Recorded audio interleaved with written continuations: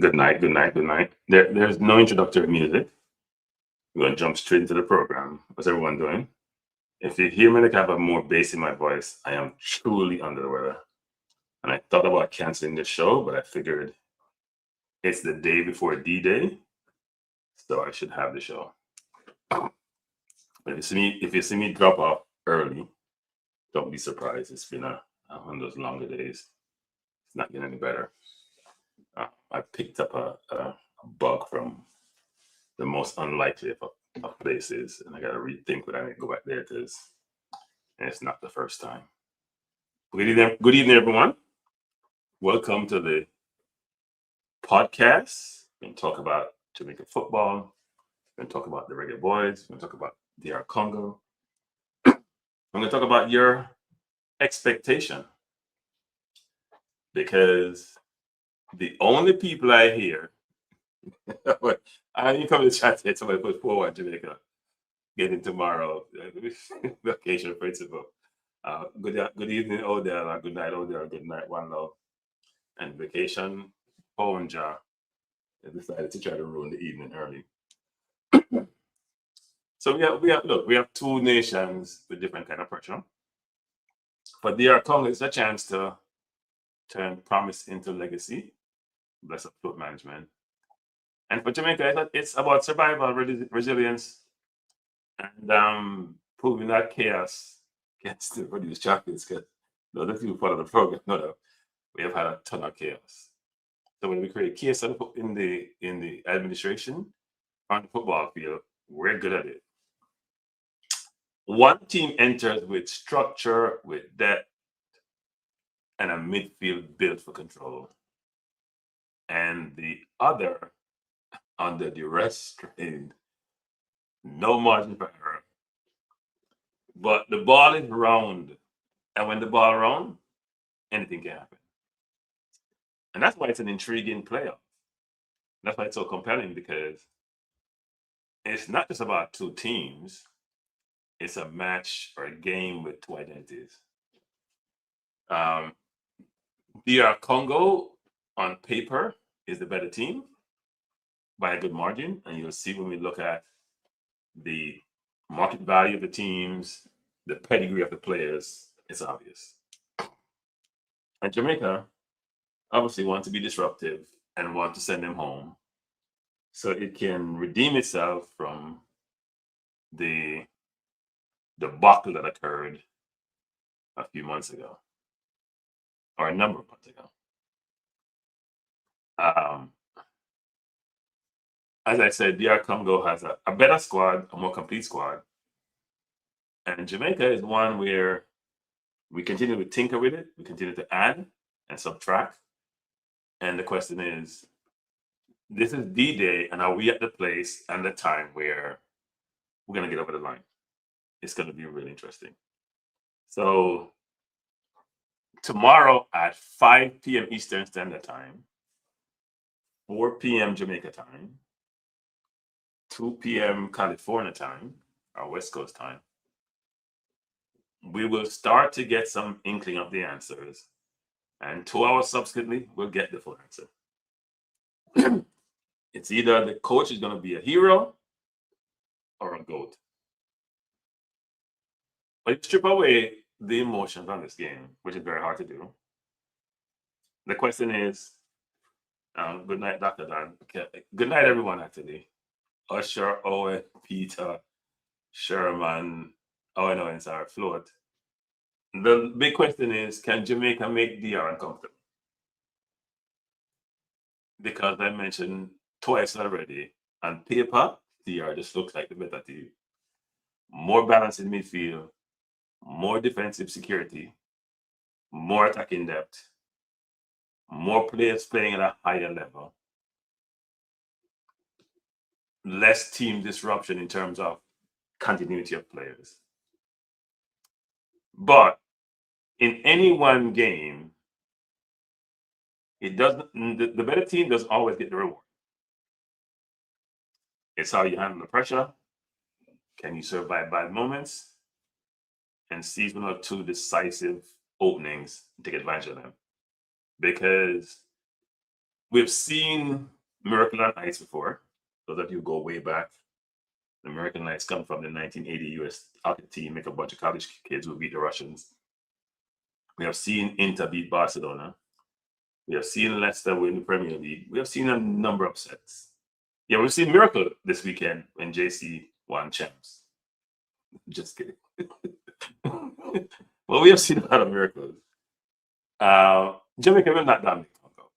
And we hear this story all the time from Jamaica. And a lot of the Jamaica supposedly football savants, football experts, we hear this continuous perspective that we're big, we're fast, we're strong, and so we should play transition football, play to our strength. And now we're playing a team that is bigger than us, stronger than us, faster than us, more technical than us. So on paper, it looks like a mismatch, to be honest. Now, you may not think that way for some of you, but when I equate the team that was equated in the Caribbean, I heard someone mention this today, it'd probably be Panama, but I think Congo is better than Panama. So my open soliloquy suggests that this is a doomsday event, that why turn up. But I do think, if I know Rudolph Spied a little bit, oh Lord have mercy. Press the call already, press the show didn't start.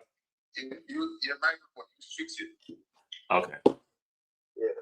I think I know what happened. I think you guys can hear me, but you can't hear me well, right? All right. Good now. Thanks, Pressa. Can you hear me now? Supposed to hear me better now.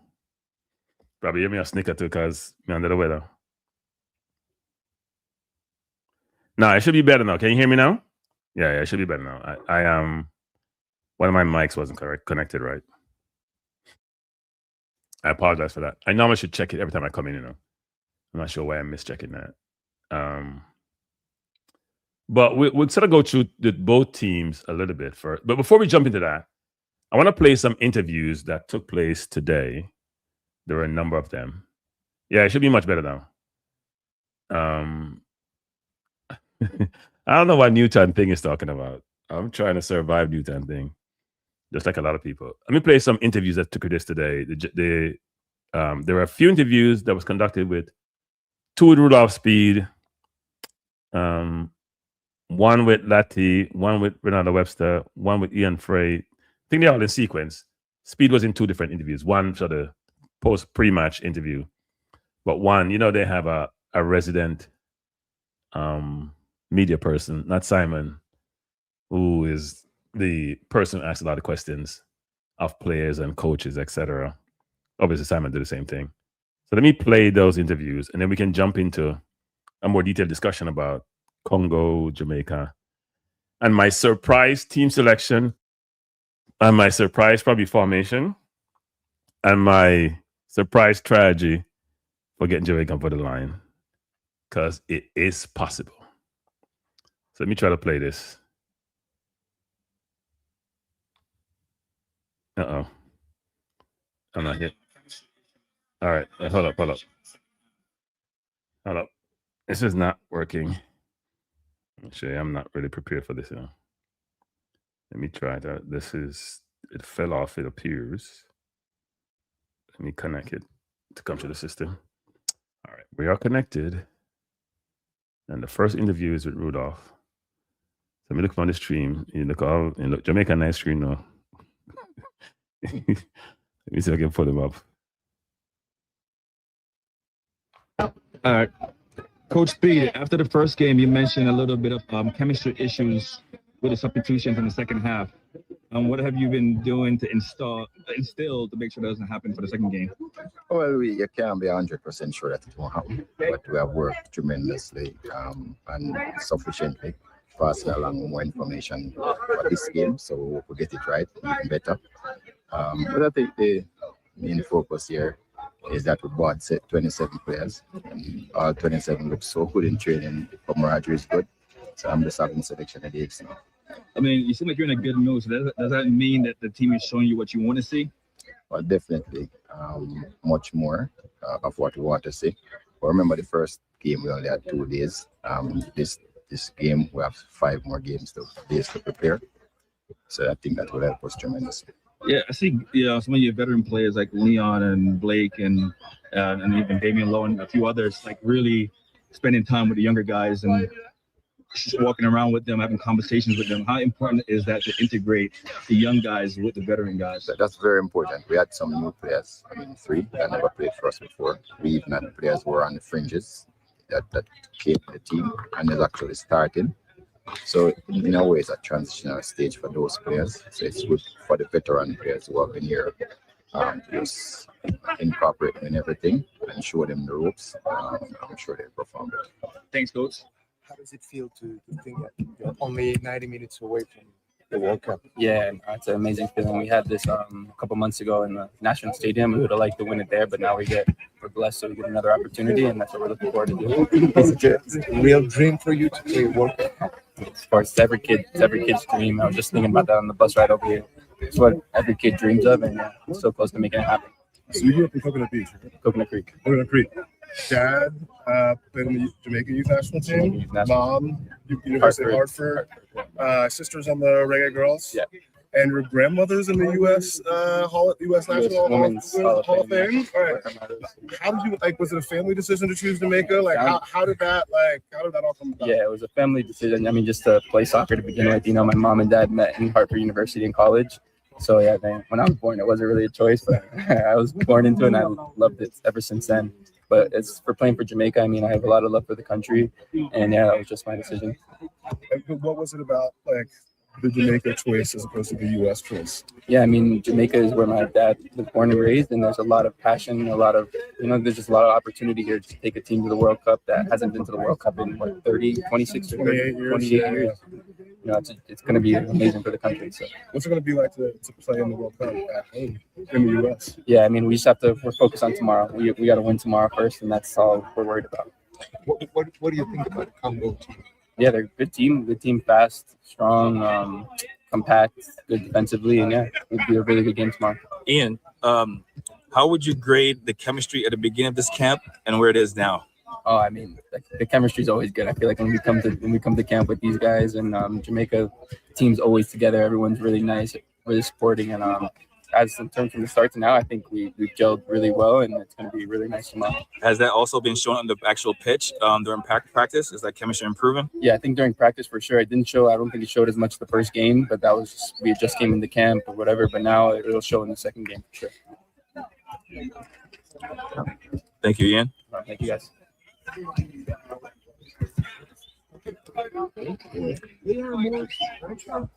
Ronaldo, how are you feeling physically, mentally? We are good mentally, we are good physically as well. We are 100% ready to go out there tomorrow and, give the country what we need and is qualify for the World Cup.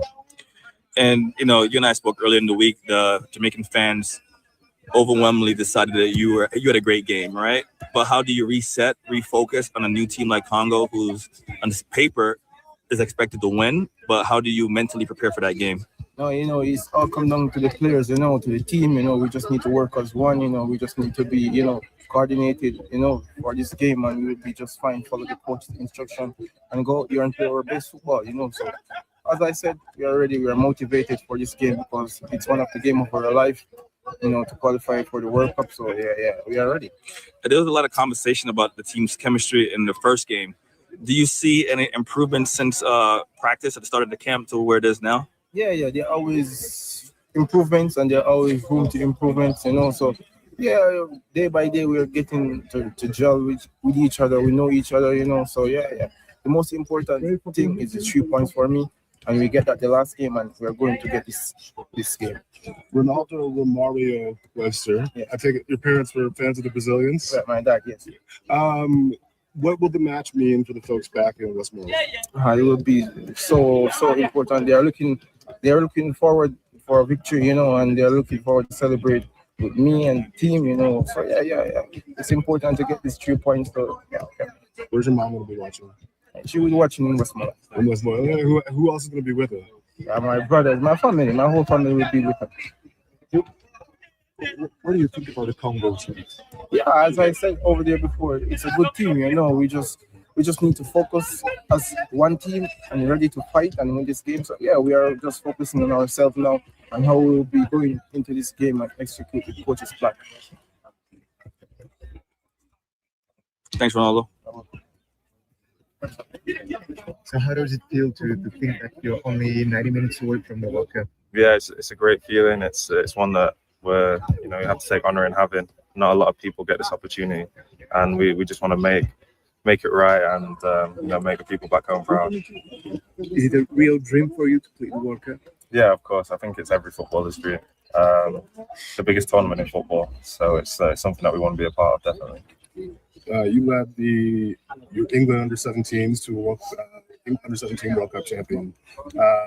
How does this experience differ? And did you ever think at the time that you'd be playing for Jamaica? I always knew it could be a possibility, of course, and I think this is bigger. Obviously, it's a men's World Cup, and seeing what it means to people back home, seeing what it means to the team, you get that energy, and it's something that you just want to make possible. When you talk about back home, do you mean England back home? I mean Jamaica back home. I mean the Jamaican diaspora.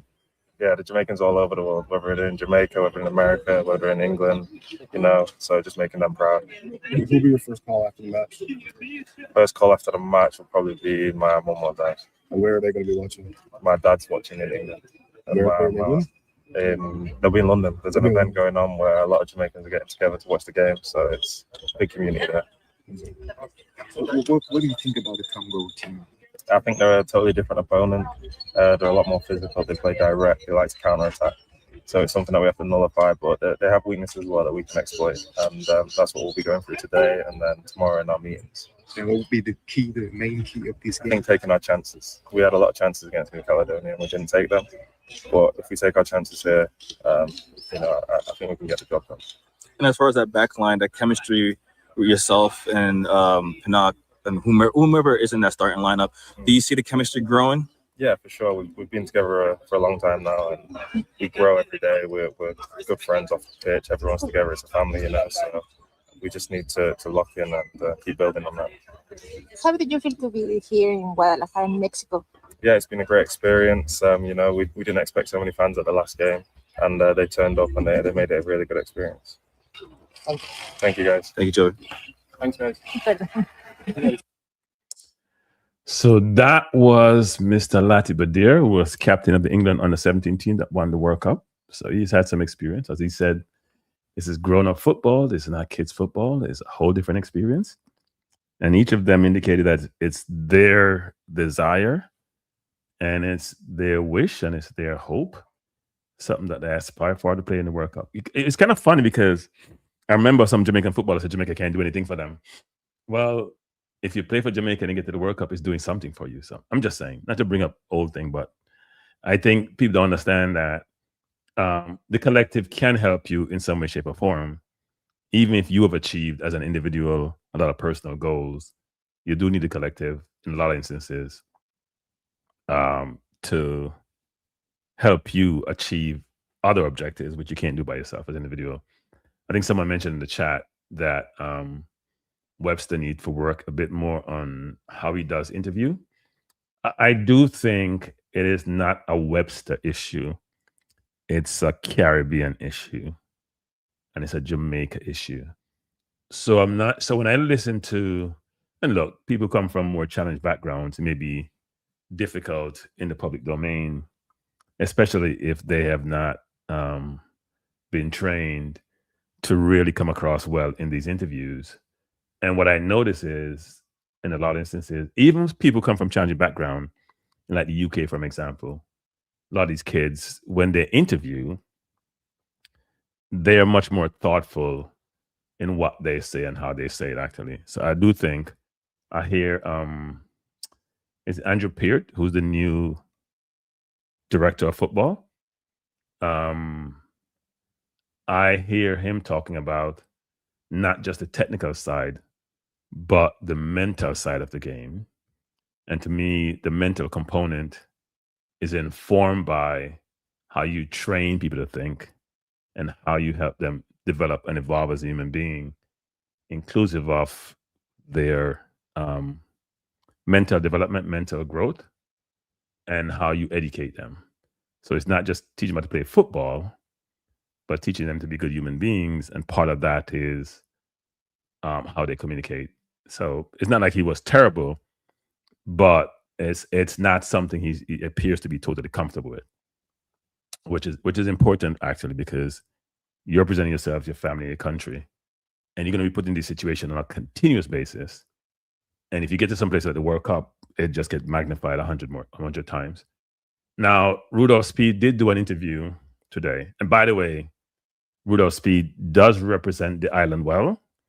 Historically, we have had concerns about local coaches who assume the mantle of head coach for Jamaica at different points in time, whether it's in the local league, they do coaching, they get interviewed, or if they do the junior team or the senior team, the Reggae Boyz, and we hear them in public domain being interviewed, and sometimes it doesn't come across well.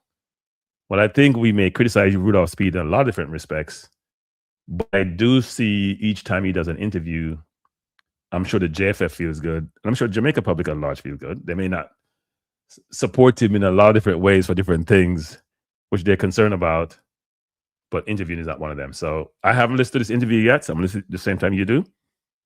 So this is him being interviewed in the pregame prior to tomorrow's game. Let me play it.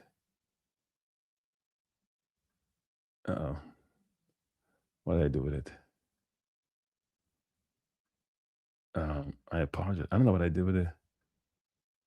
I thought it would just come and play, and it's not playing.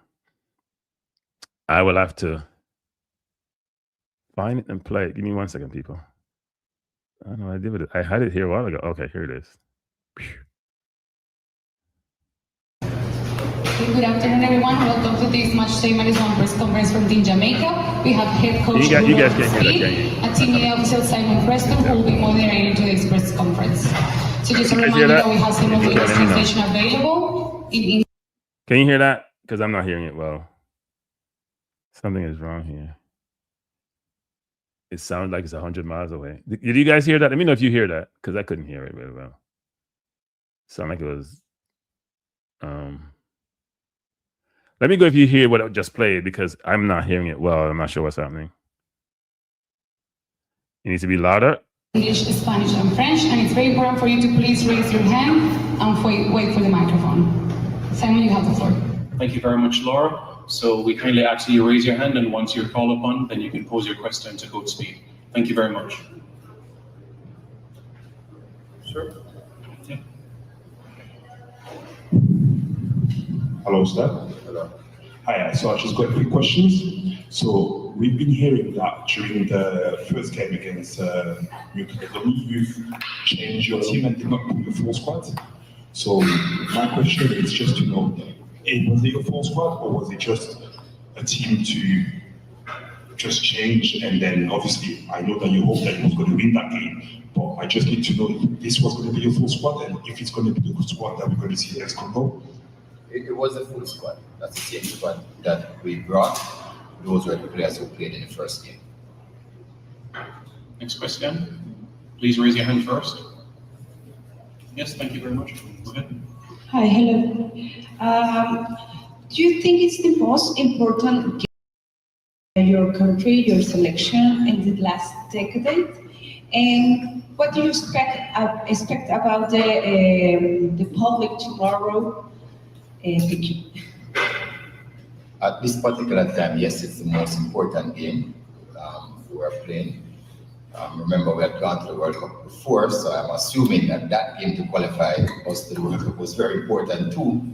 But at this particular time, yes, this is the most important game right now. Jamaica is expectant, and we need to give them something to smile about. So that's what we're all about. Coach Spied, on Wednesday I asked you. Please, let's wait for the microphone. Thank you. Sorry about that. Coach Spied, on Wednesday I asked you what you told the team when they first gathered at Guadalajara, and you gave me very much an accountant's answer.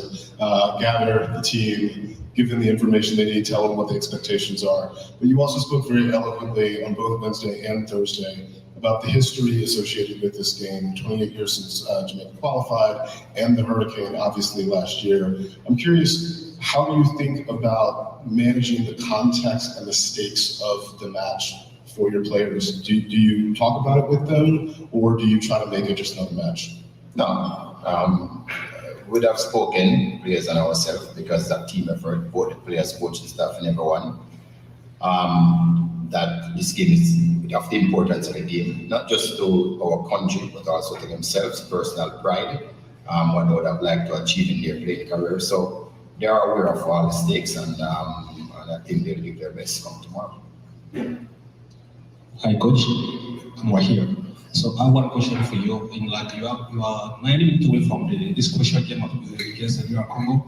What's your team mindset? How will you approach this game? Will it be defensive or will attack this team too? So we have 27 players here, and I had a headache trying to decide who was going to play. The team mindset is good. Everybody's in good spirits. They are raring to go. Hola, de este lado. Coach, preguntarle acerca de cómo se siente el clima en Guadalajara. Han tenido más de una semana de preparación. El día de hoy cae lluvia. ¿Cree que al día de mañana eso pueda ser determinante para poder conseguir un hipotético triunfo?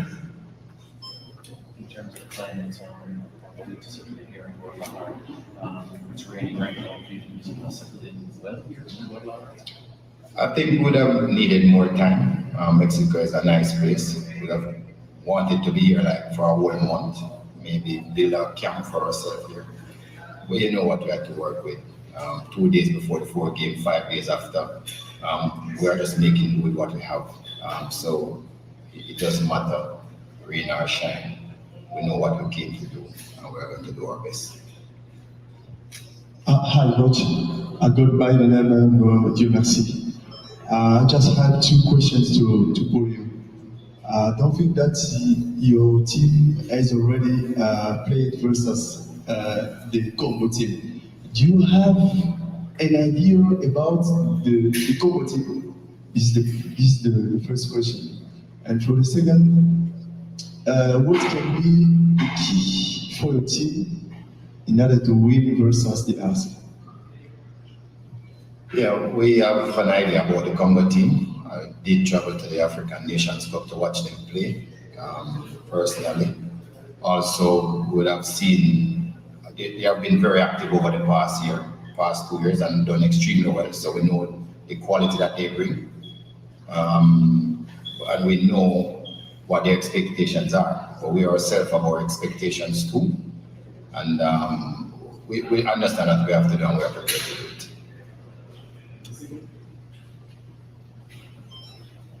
Coach, early in the year, you had 2 scrimmage matches, international friendly matches against Grenada and Martinique. What did you gain from those games that could potentially help you against Congo if you did gain anything from those games? Those matches were really geared towards playing New Caledonia, not so much Congo. But what it did help us was for our coaching staff to be able to be synchronized. Because as you know, coaching teams, coaching takes up about 20 to 30% of the success. So that was part of that thing where we had to, because the new coaching staff, we had to bring them together. So I think that helped us a lot.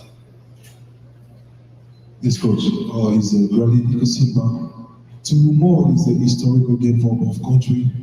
So how do you feel about the Leopard team from DR Congo? Are you afraid of the team, or what do you think about the way they play?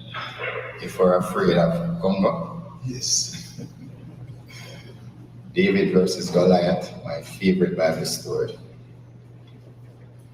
Question here, I have a question over here. Blaise Mukenge Etienne. Just in the first press conference with Mr. Sebastian Sabo, the national coach of the DRC, he was so confident and he said that defeat is not an option. Do you also think the same for Jamaica? I think when you play a football game, you have 3 results: win, lose, and draw.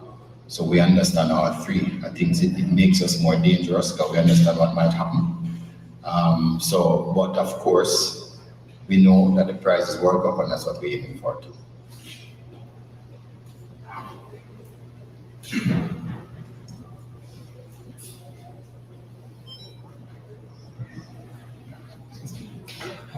Coach.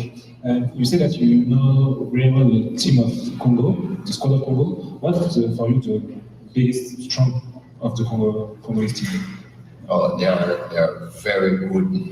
They have very good structures, both in defense and in attack. Strong players, professional players, and they have done extremely well over the last couple of years, been to the semi-final of the African Nation Cup, and the last round of 16. They have beaten some big teams along the way. But as you know, the game, if ranking and the strength of team was give you wins, then none of us would be here. The game has to be played, and that's what we're looking for. Any other questions? One more. De nuevo cuenta, coach, preguntarle, veremos algunos diferente al que vimos contra Nueva Caledonia. ¿Podremos ver a Dion Bailey como titular en el partido de mañana?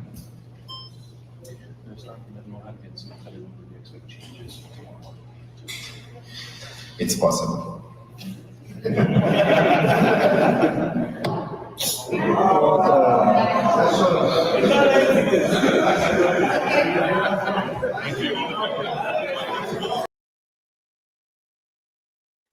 I think there's one thing Speed needs to work on his interview. He has to improve his Spanish, as his Simon do all the translation for him.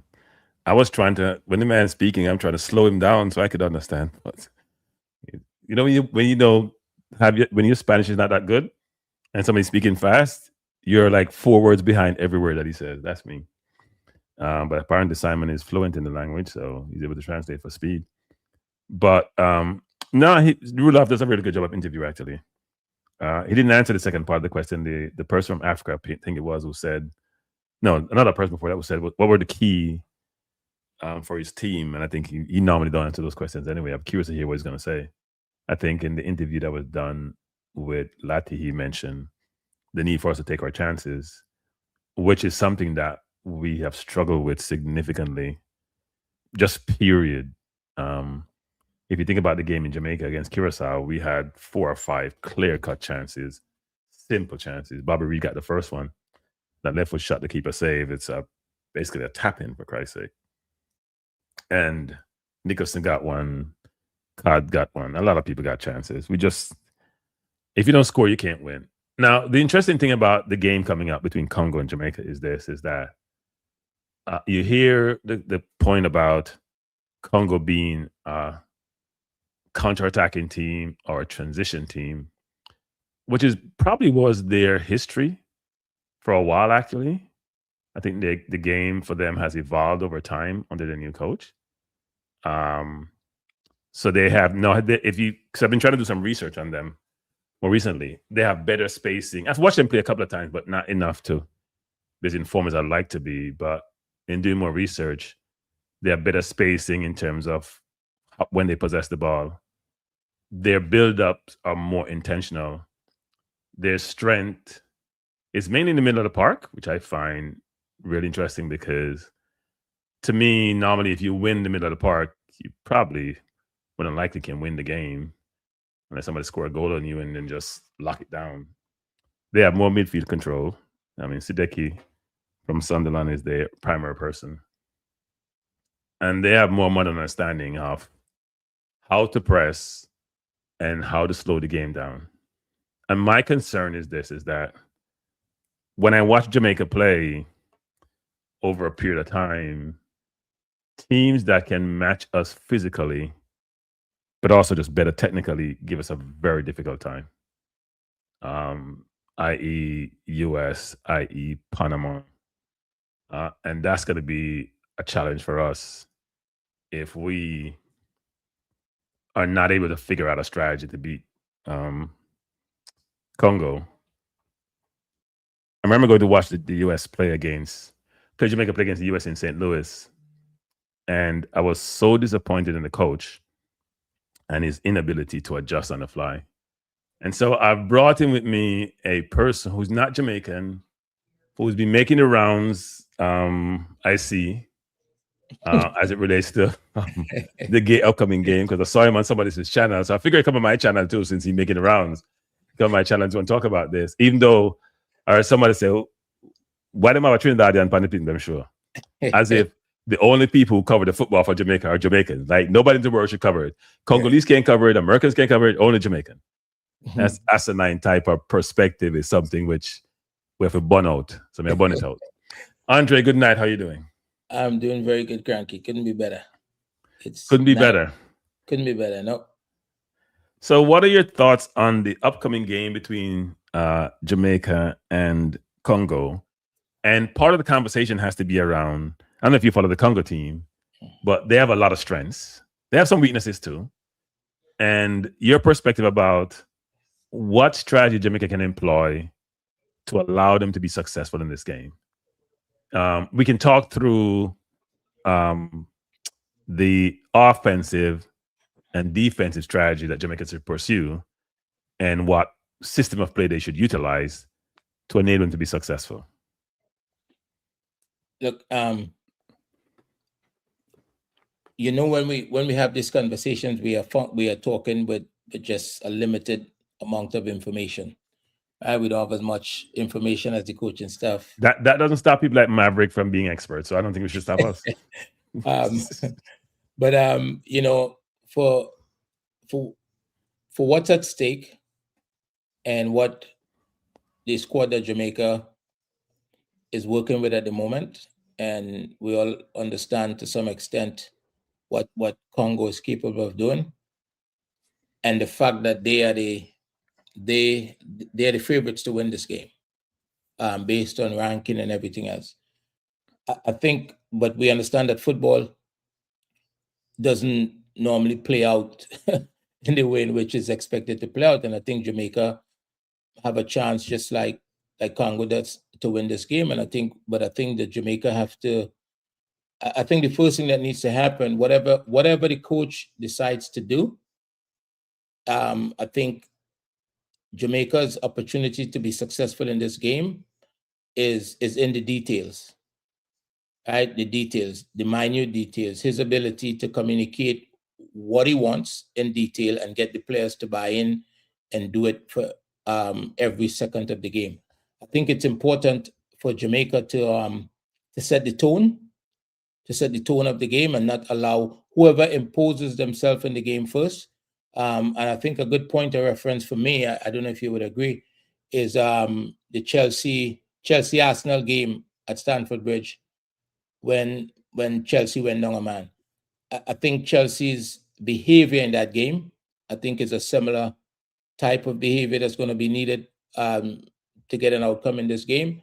But I think the coach have to pick players that he can trust, because just like that game, you don't want to go down a man, right? You want players that's going to do the work and do the work honestly, and not get themselves within the rules of the game and not get themselves into trouble early on. I see, like I said earlier today, I think Jamaica playing in a 4-1-3-2 for me, I think is the best formation, is the best approach to try to conquer Congo, because I think it gives Jamaica an opportunity in attack to get to the goal quickly, to be a little bit play in transition, be a little bit dynamic. I think they have to take risk. They have to take calculated risk, intelligent risk. I don't think they should go and sit back and hope to try to do something late in the game. No, I don't think they should go all out and press. I think playing in a mid block and playing in transition would be the way to go. You have two forwards. My opinion, and I think on the show earlier today, I think it was said that I believe you need a striker that can run into the channels and one that can hold the ball up. JD suggested today that maybe you have two people that can do both. Whatever the combination is, I think playing with two forwards, I think it could put Congo in a little bit of jeopardy. The comment on the screen. Was that? The comment on the screen. Can't get which You mean tone, T-O-N-E, but in spare words, which tone Jamaica got set. Jamaica not known for setting tone. So what he's basically saying is that we don't. You said we gotta set the tone. Like what tone you talking about? There's no tone to be set. They need to impose themselves on the game first. Start the game with the right intensity. But that's what he's saying. Jamaica don't impose themselves. Yeah. They get imposed on. If Jamaica wants to go to the World Cup, the coach just said in the interview that they know what's at stake. So if they want to go to the World Cup, I think everybody, every minute of the game, they got to be switched on. When players travel from one place to the next, they have to be thinking, what am I going to do when I get there, right? And they have to be willing to do that work. They have to be willing to do that work from the beginning. So I'm asking myself the question, because when I do research on Congo, even though they have changed somewhat in terms of how they play, they are a counter-attacking / transition team. Mm-hmm. And Jamaica, I'm told historically, is a counter-attacking / transition. I heard we big and strong and fast. So I'm assuming that's how we play. And I hear that a lot of the people who played for Jamaica before said the same thing. So both teams just going to watch each other? And they're just going to stand up there and watch each other? How's that going to work if they're both transition teams? Well, you remember what we said. What we said earlier is that we have, some of the information. We don't have all of the information. If both teams, transition and counter-attacking is two different things, right?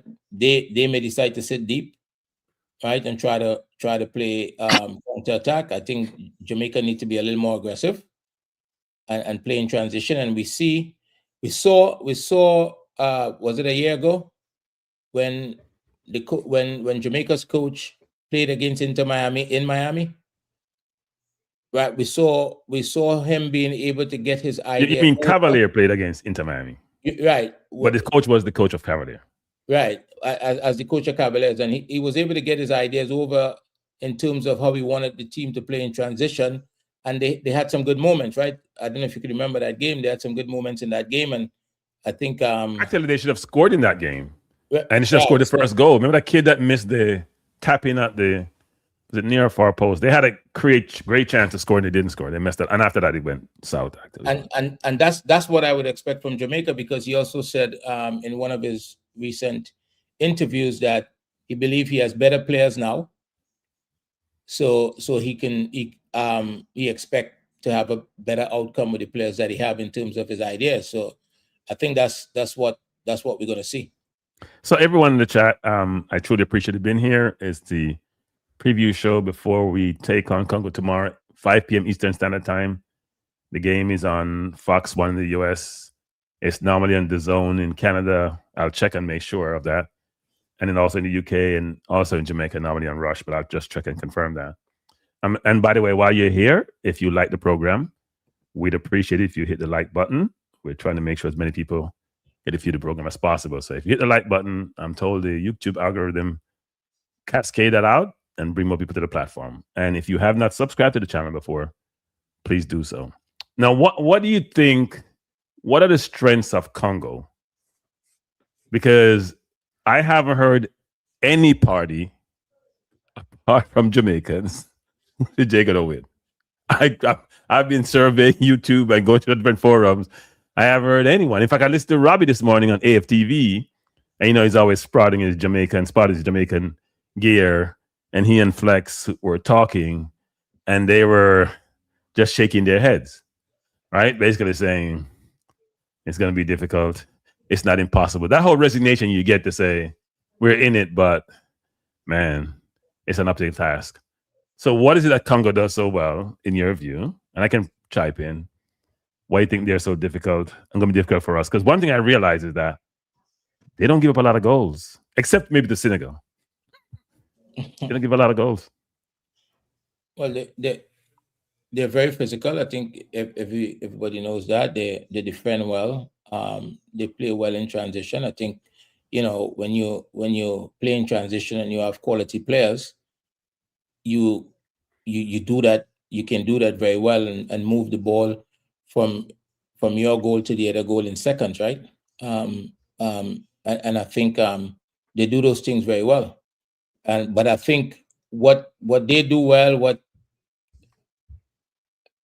the game is going to be played tomorrow night, and whoever is able to get their ideas moving as quick as possible who's willing to win the first, the second balls, who's willing to do the dirty work.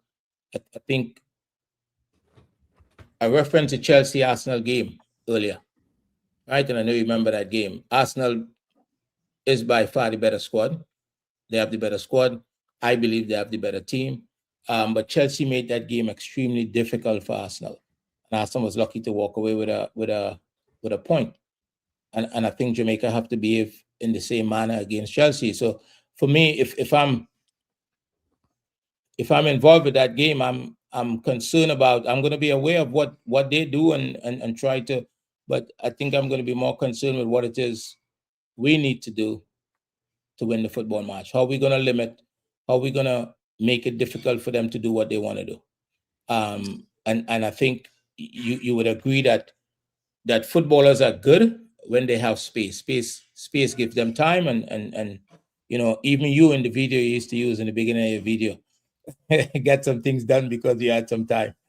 No, I think in that video I created time. I go back and watch that pass over the top. The defender still jumping. Yeah, 10 I years later. that accident. You're very proud of that. Defender still jumping 10 years later. But no, I agree, and people don't seem to realize that anybody can look good when they have time. I think that's where Jamaica would struggle, actually. And that's why they have to play an ugly game. Because Congo is going to press you. They're going to make it difficult for you defensively, right?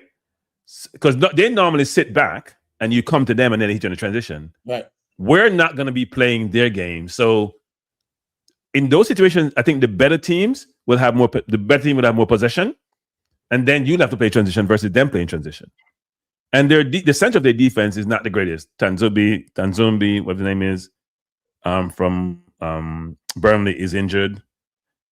So they may not be as strong in the middle of the park. Obviously, Wan-Bissaka is very good on the right, but we have to figure out a way to exploit them through the middle, or if we play an interesting formation down the channels. And I'm interested to know, if you're thinking about a team and starting a team to beat them, the strategy you employ, and who would you have playing in your team? Because you mentioned playing a 4-1-3-2, right? Right. Which I think is a really interesting formation, not traditional what we hear about. We may hear a 4-1-4-1, if people want to play that, right? A 4-3-3 or 4-2-3-1.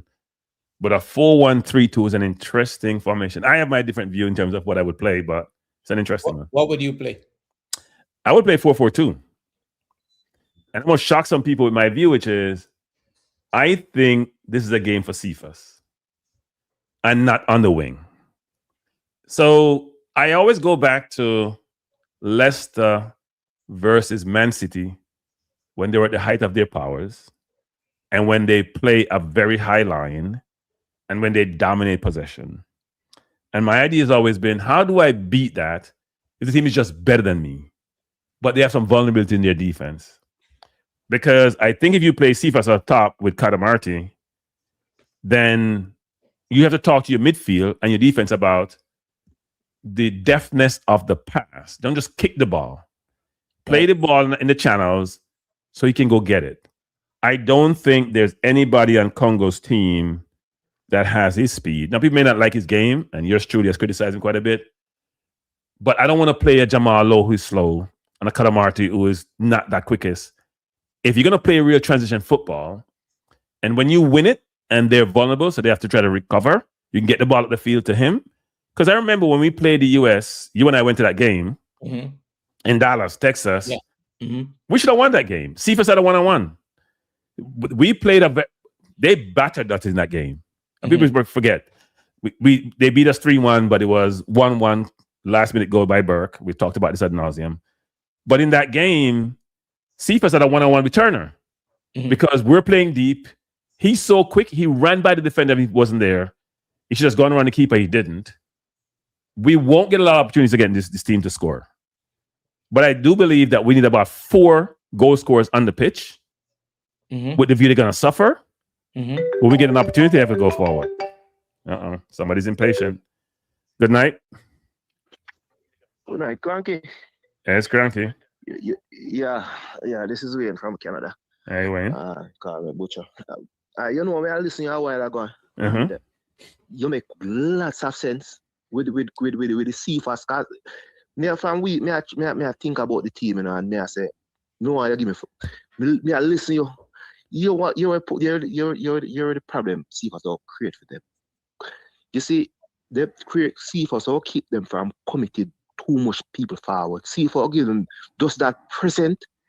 You remember the match with Trinidad when CFAS when they take off CFAS, when the coach take off CFAS, and then they them start to commit more player forward because they now that threat again.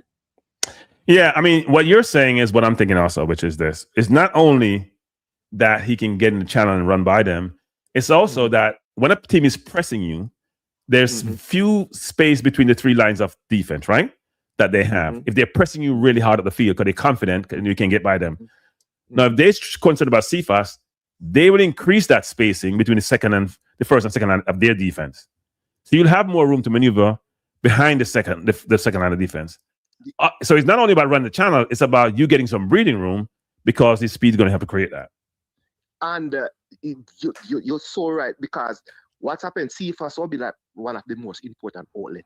So you remember just when team pressing Jamaica get panic and don't know what to do with the ball. So that pass that pass you're talking about, if we can get at least 4 or 5 of them, perfect to CFAS. I want to tell you, a human them, one frightening run, CFAS will keep them half away a little. Because when them look on that pace to deal with, they must say, no man, can't commit too much play too far. I can tell you, them all keep CFAS will keep them half away a little. And it's an outlet for the defender to give somebody ball up there. Because when team pressing us, I realize that we get panic. That's why me never too fancy about this guy, the left back. Webster? No, the one he isn't here. You're talking about Greg Lee? Greg Lee cannot retain the ball. He tackle well, he run well, and all of that, But he cannot when he get the ball, he got to give her the ball. He cannot retain the ball much. So we are player like that. You understand me? That's why Webster kind of look more relaxed with the ball, because he's about more ball player. Well, I think Webster will have a different game because Webster didn't have the pressure in the last game. In the last game, Webster was able to play his normal game, which is very offensive because he played more wing back. I think he'll have much more pressure this game. And the question is he as good defensively as he looked offensively in the previous game? All Webster for do, all Webster for do, do lots of wall pass, play with the midfielder, play with the winger. That's all Webster for do, Call player to him. You understand? Just play, just use your head and play. Just you make the ball do the work. But the CFAS thing you're talking about there, I'm thinking about it and I say, it can work, And it will be more surprising to them. Because that pace he have, because I'm thinking of how to beat these guys. If they play with it can be with our advantage. Yeah, I don't want CFAS to think, and he has to think on the wing. I don't want him to think. So frankly, Andre's going to say something. Go ahead, Andre. Sorry. Yeah. Let me ask you a question. You said earlier that you think the game is going to have few chances. Is that correct? No, you said the other day that you said a while ago. You said that. Me? No, I'm saying we're gonna have few chances. Right, gonna have few chances. Who's a better finish between Calamatri and CFAS? I don't know. And the reason why I said I don't know is that Calamatri missed a bunch of goals against Bermuda, but I see him finish well against Trinidad and finish well against the other day when he took his goal. It's hard to judge. I don't have a big enough sample size to judge. CFAS does finish well, actually. I think Calamatri is the better finisher. Yeah. You looked at that goal that he took the other night. He's sharp. He's very, very sharp mentally. And I think if you're gonna play with two forwards, he's got to be one of them. I said play with him and Calamatri up front. That's what I said. Perfect. Because all Calamatri have to do, as CFAS make the run with the pass, he just go straight ahead. Go straight ahead. Expect the square. The only thing CFAS can do to spoil the game, go along his head and do not want to square that ball. Well, we know he's like Martinelli. He's always looking for money on the floor. Well, so. That's going to spoil the game. But if CFAS make the run and square the ball, his job complete. And I can tell you, two of that run, Cranky, because you just put something to me right now, and I tell you, fans listening also, two of that kind of run CFAS have, I can tell you, these people is, regardless what they want to say about DR Congo, agree. They're most of their players not playing right now. Even the guy playing for Chelsea, he's not playing right now.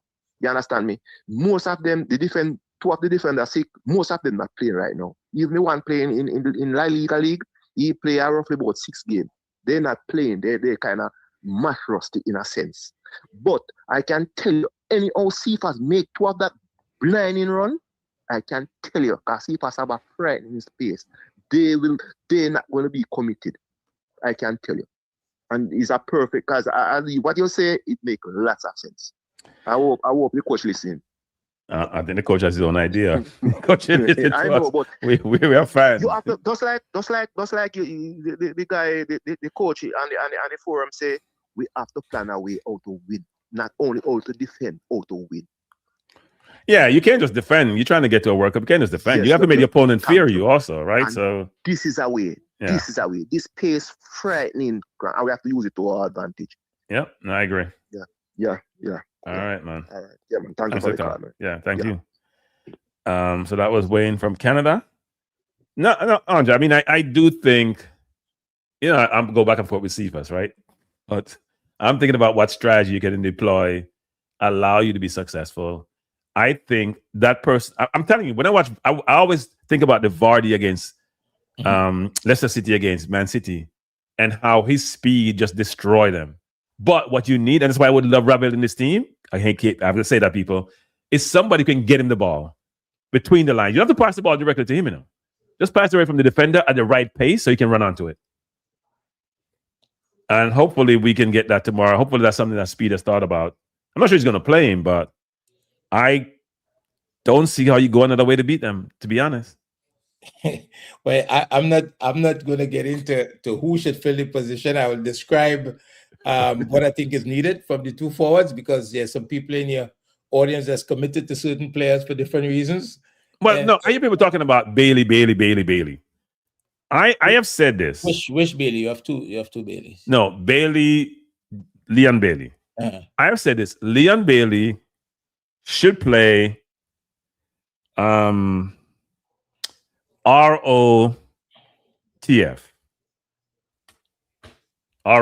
That's where he should play. And maybe he can bring a phone with him when he's sitting down on the damn man. Right off the field.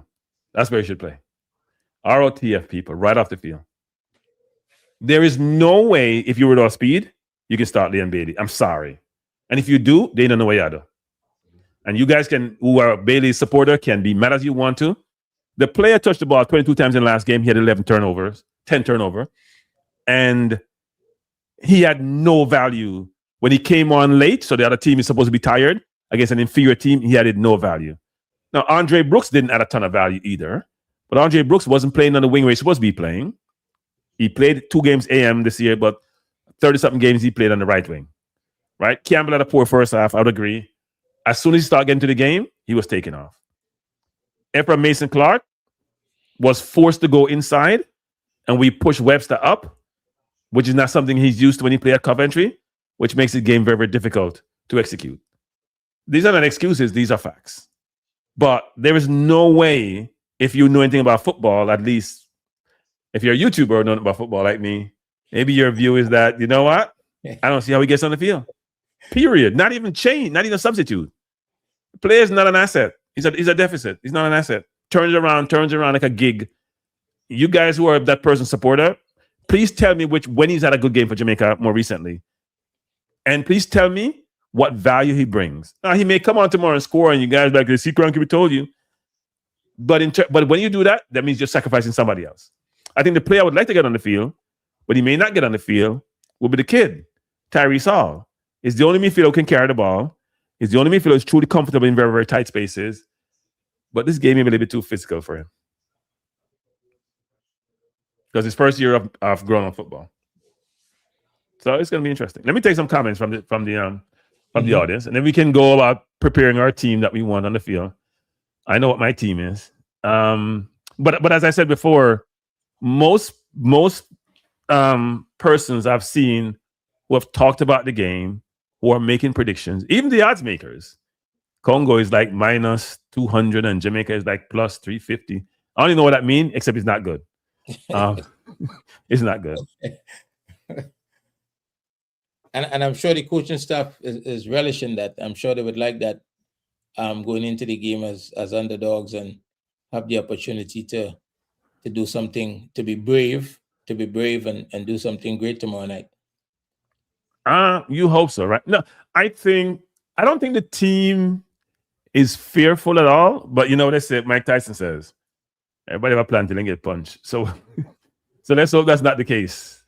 But look, Congo team is made up of Europeans and some local guys. So these are guys that these guys play against all the time, right? They know, so there's no reason to be afraid. And as I said earlier, it's about the manager being able to get his idea over clearly, players buying into it and going out and willing to execute it for every second to the game. People can't. So Chris is asking the question, why can't you do that at the club? I don't know, Chris. They don't play my center forward. This is a strategy for one game, Chris. I didn't push for Sifa to start the last game. I am thinking about how we can beat Congo.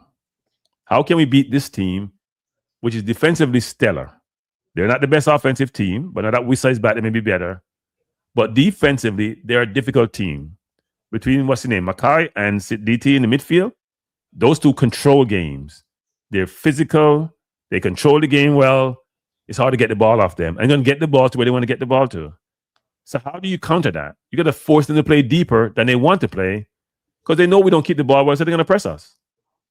They're very fit. They're very physical. They're going to press us. We won't out-physical them. So you got to find a way to negate them and find a way to expose their weakness. And part of the weakness is the center of their defense. Leon Griffith says, Leon Bailey has to start. Start what? Think that carry I thought what start? Start. Start and do what? I get annoyed sometimes people talk about that actually. Like, it's your opinion, it's your perspective that he should start. I just want you to indicate to me, what has the player done in the last year and a half to start? Villa is dying to get rid of him. Because he's not playing well. He takes too many touches. He doesn't let the game come to him. He tries to take over the game from me go on the field. And the ball dies when it gets to him. I'm sorry. Rudolph Spied has to make sure, you know what? Rudolph is his career. He has to take risk, and he's going to play who thinks is best. So I would trust Rudolph to pick who, because he's the one who said the training is great. My concern about training is always this, Andre.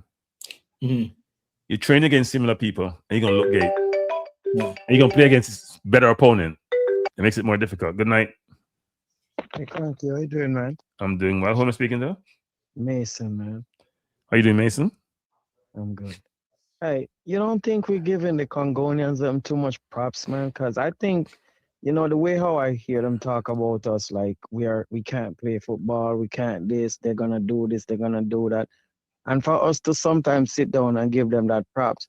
I know, yes, on paper we're talking about better team and this and that and all of that, but listen, how I feel about my country and my team, it's my team and it's my country. They can play just as how the Congonians can play.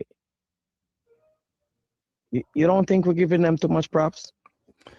We're not going there to surrender, and we have to respect our opponent, but you have to call it like you see it.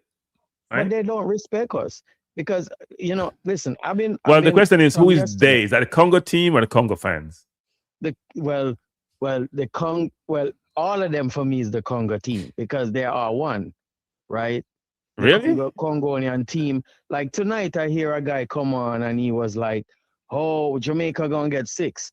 And then another guy who left Jamaica and live in Africa talking about, "Oh, Jamaica this, Jamaica that," and he's leaning towards the Congonian side. You know, like he's Jamaican, but because he's living in Africa, he give up Jamaica for them. We can't just give up. We can't just give up our team to a side because they are strong and physical. We are strong and physical too. Yeah. No. Look. If you hear the players talk, Do any of the players sound like they're scared of Congo? They don't. No. In fact, they sound very confident, and Rudolph has been confident from day one. I don't think Rudolph. I don't think Rudolph has the same respect for Congo that other people do. I get the sense that Rudolph went to see them. Go ahead. Because I'm gonna tell you why I give Rudolph Spied prop. He's not actually telling them what he's doing. If you look at his press conference today, there wasn't too much coming out, right? And I think that we sitting in the back and not saying much. We're coming very dangerous tomorrow, right? But for me, I personally don't like how the Congonian them talking. You know, they're giving us that disrespect. They even call Leon Bailey some names, and you know, I was upset about that. We're not calling their player any kind of names. We're not going up, but we're giving them too much props, Cranky. That's just my 2 cents. Look, if you watch them play, and Spied said it about them getting to the semifinal of the African Cup of Nations before, and then the last 16 when they got knocked out by Senegal the last time. And even in their World Cup zone, I mean, they had to get through Cameroon and Nigeria. Nigeria is full of Premier League players, and so is Cameroon. If you look at their team, so they have to get with. They've gotten through teams who on paper are better than they are. Well, I get it, right?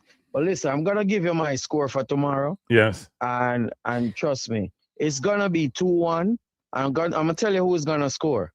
Leon Bailey is gonna score one, and guess who is gonna score the next one? Yeah. My namesake. Mason Clark. Mason Clark. But how bad he's gonna score when he's not gonna play? He's gonna play. Trust me. Okay. All right. He's gonna play. Look, if he scores, if he plays and scores, then all great. All great. I know what you're saying, but I'm gonna be honest with you. I don't think Spied is gonna gamble, knowing that some of these guys who play, like the guy who play for Manchester, what's the Sheffield team name? No, yeah, there's a guy that, on their side that play for Newcastle. You talking about one Wissa? You talking about?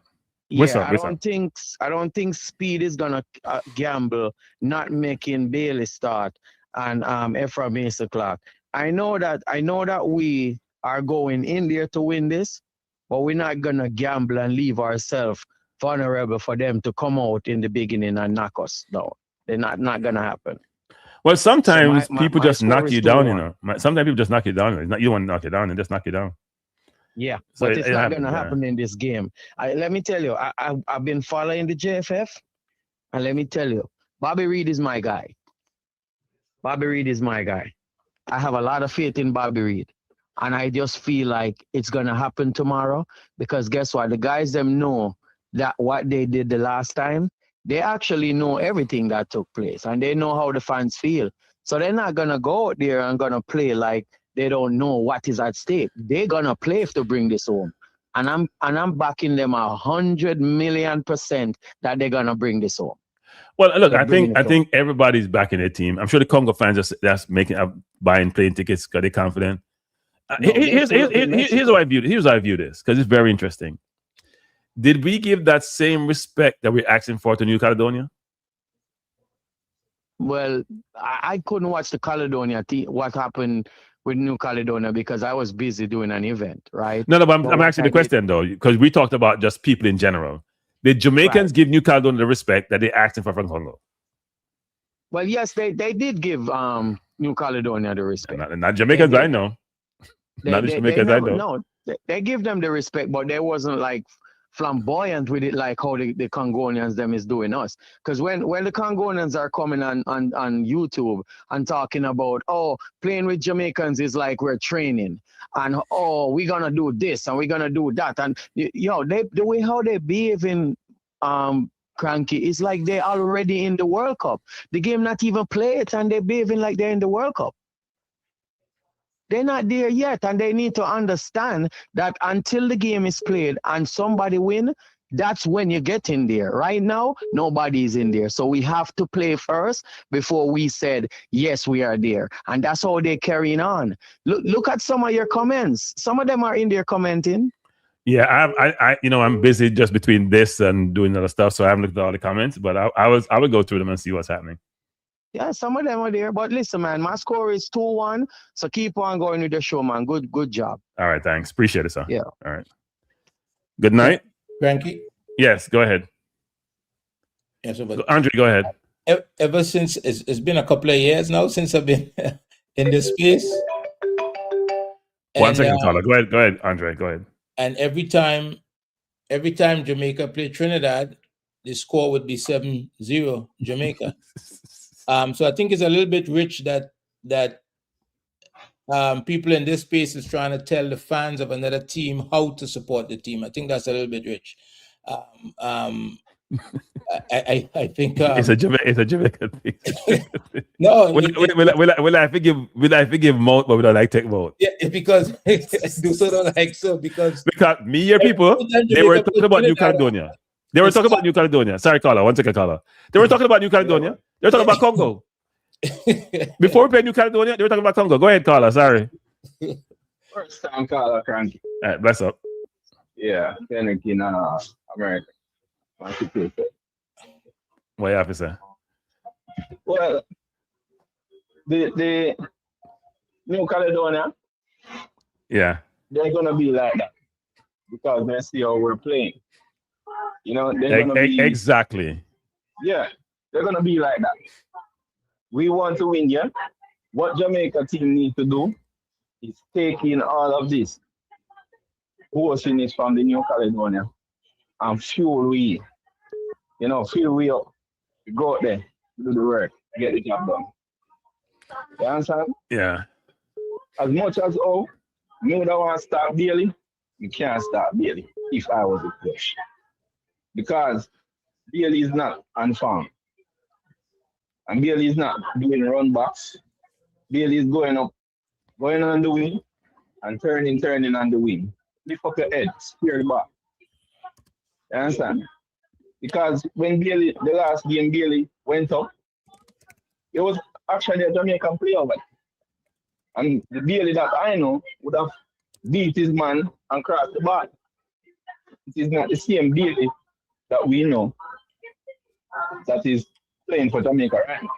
So Bailey is not on form. And you can't really beat Bailey too much because he's just coming off an injury and, you know, he's not the best right now. So we have to use the best that we have now. Regardless, Bailey's a big baller. You can't take that from him. But just like how Steve used Anthony when he just come out of hospital, you can't expect to go do the same thing. You understand? Yeah. Because if we have Anthony was a better striker than every other striker that we had at the time. But Anthony wasn't on form. He was just coming out of the hospital. You know, and I like the fight in Anthony, but he wasn't ready for playing for Jamaica at that time when they took him back. So I don't see where Bailey is ready to go out on the field to start actually. You know, I would concur with you. I mean, look. I mean, people think I don't like Bailey because I criticize him quite a bit. I'm a Liam Bailey fan. So yeah. If people want to be negative after what I just said, I'm a huge Liam Bailey fan. You know, but I know when a baller is ready and he's not sharp, he's not that ready to play. And this is a do or die game. You cannot expect to put someone out there that doesn't look sharp. You know? Yeah, and you know what's funny about that caller? Rudolph Spied is a slave to. He's a slave to players who play at a high level, right? Not in a bad sense. His philosophy is this: if somebody paid a lot of money for you, you must be worth something. So therefore, there has to be something good about you that I can utilize. The problem he has with Bailey is that even though he's the most valued, he has the highest market value for Jamaica team. I think he's like 16 million now. The closest is about 10 by Mason Clark. The problem is that he's not playing like a $16 million footballer or £60 million footballer. No, he's not. Not at this point. I think, Cranky, in a football team, at least in this moment, I think Jamaicans should want the coach to put the best team on the pitch that could win the game. Of course, a do or die game, yes. Right, and it doesn't matter what the names are. The other thing about it is that in a football match, there's people that start the match and there's people that finish the match. And there's people who don't start the match and don't finish the match. Yeah, because for me, Cranky, I would start Tyrese Campbell, right? He had decent game the last game. Well, he was poor in the But first even- half, but he was much better. He Yeah, got he taken was off picking up- when he got was good. picking Yes, up in the second yes, half, yes, you know? yes, yes, But- yes. But I want to know how is the other Campbell looking? What's his name here? Oh, you talking about Tyrese Hall? You talking about? Oh no, Norman Campbell. You talking about Norman Campbell? Norman Campbell. Yeah, I want to know what is Norman Campbell looking like. You know. Well, I think Speed said that he has some selection issues. Yeah, but which is good and that bad, is by the way. always good. Yeah, that is always good. You know, because if you have difficulty to pick your side, obviously all of them is performing to the level that you want them to. Right. You know, and it's making it difficult to pick who you want to go there to execute. Yeah. You know, but I would have been brave and try. My selection would be 4 at the back. You know, maybe 4-4-2 or 4-5-1. Okay. You know, because I would want to try Hall in the middle with Aiden along with Bobby Reed and Casey Palmer. You know, and have Cephas on the left and Campbell on the right. I would not play Cephas on the left. And the reason why is because, well, first of all, because I don't think he does well against right backs who are good at what they do. Cephas didn't. But let me just say this: Cephas against Curacao, Cephas against Trinidad did nothing. Now people say he scored against Trinidad, the right back wasn't there. He went upfield, the right back was split deep down in our own half. He was against the center half. Cephas against Wan-Bissaka is a mismatch in Wan-Bissaka's favor. Frankie. Play him in the middle. Play him in the middle of the park and let him run. Play him in the middle of the park. It's one thing. You want your fastest winger to be under him. No, I'm saying no. I want him in the middle of the park. No, I want him in the middle of the park. I want him in the middle of the park. I want him to run on the center backs. I want him to run on the center backs. I don't want him to run on the wing because he ain't gonna go by Wan-Bissaka. Yeah, I understand that too. I was thinking about that, you know. But how good is a finisher, Cephas? Cephas is a decent finisher. Cephas is a decent finisher. You know, he's got about 5-6 goals for Jamaica. There's one thing with Cephas I would like him to do: play more 1-2. Not every time you get the ball, you need to run down the wing. You know, pass the ball and run and collect the ball. You know, I think that would be a better option, in my opinion. You don't have to try to beat every man that you see on the wing. You know, but there needs to be someone running along with Cephas, because if he's out there, they're gonna tag team him out there, and then they're gonna leave space in the middle to do damage. So that's good if they see Cephas as a threat on the wing, right? And you can pass the ball to someone else. You just took away 2 defenders over there. I think you guys are not looking at Cephas stats on the wing. They're atrocious. Yeah, they're atrocious. I mean, he played a game. He played 2. Wait. He made 8 passes in 2. He made 8 passes in 2 games that he played in the last window. That cannot be the person one on the wing. I think it might be an error discussing individuals. I think it's going to be about principles.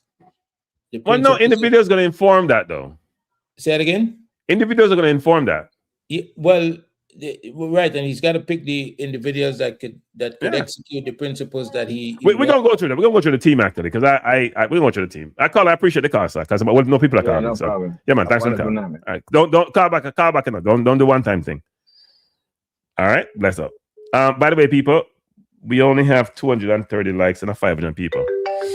And I might up the likes, people. Please hit the like button. Good night. Who am I speaking to?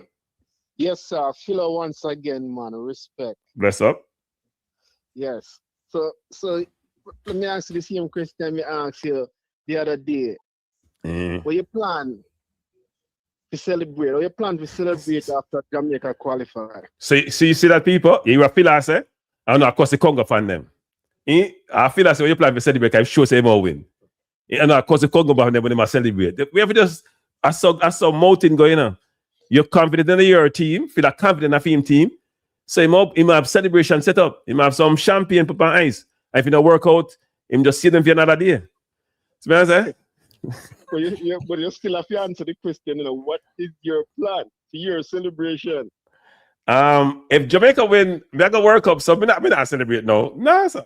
I'm not celebrate now. I work up, you figure out people them $2,000 ticket or $3,000 ticket we gotta give. Cause I gotta give. In fact, I got most probably out of the game. I got drive from here to California where they play. Where Portugal play? I don't even know, I know I'm gonna try the New Jersey summer. I will be going to at least one game. Yeah. No doubt in my mind. So that's my celebration. Yeah. Celebrate spending money. So here's the thing. You see, the game where we play in New Caledonia, I'm gonna say it again. I think that game there was a discipline strategy for the coach. Because everybody, they look at it and say, right now, the way Jamaica played, they're not ready for this DRC game because that's the standard that they're not going to carry them nowhere. But all that will change for tomorrow's game. So I believe in at the back, which are King or Sidong, Logo coming in with Pinnock. Right side, you're gonna have Latibo there. Left side, you're gonna have the guy that played the other night. Webster, yeah. And then in the midfield now, you're gonna have Hayden as usual. You're gonna have Palmer. You're gonna have Bobby.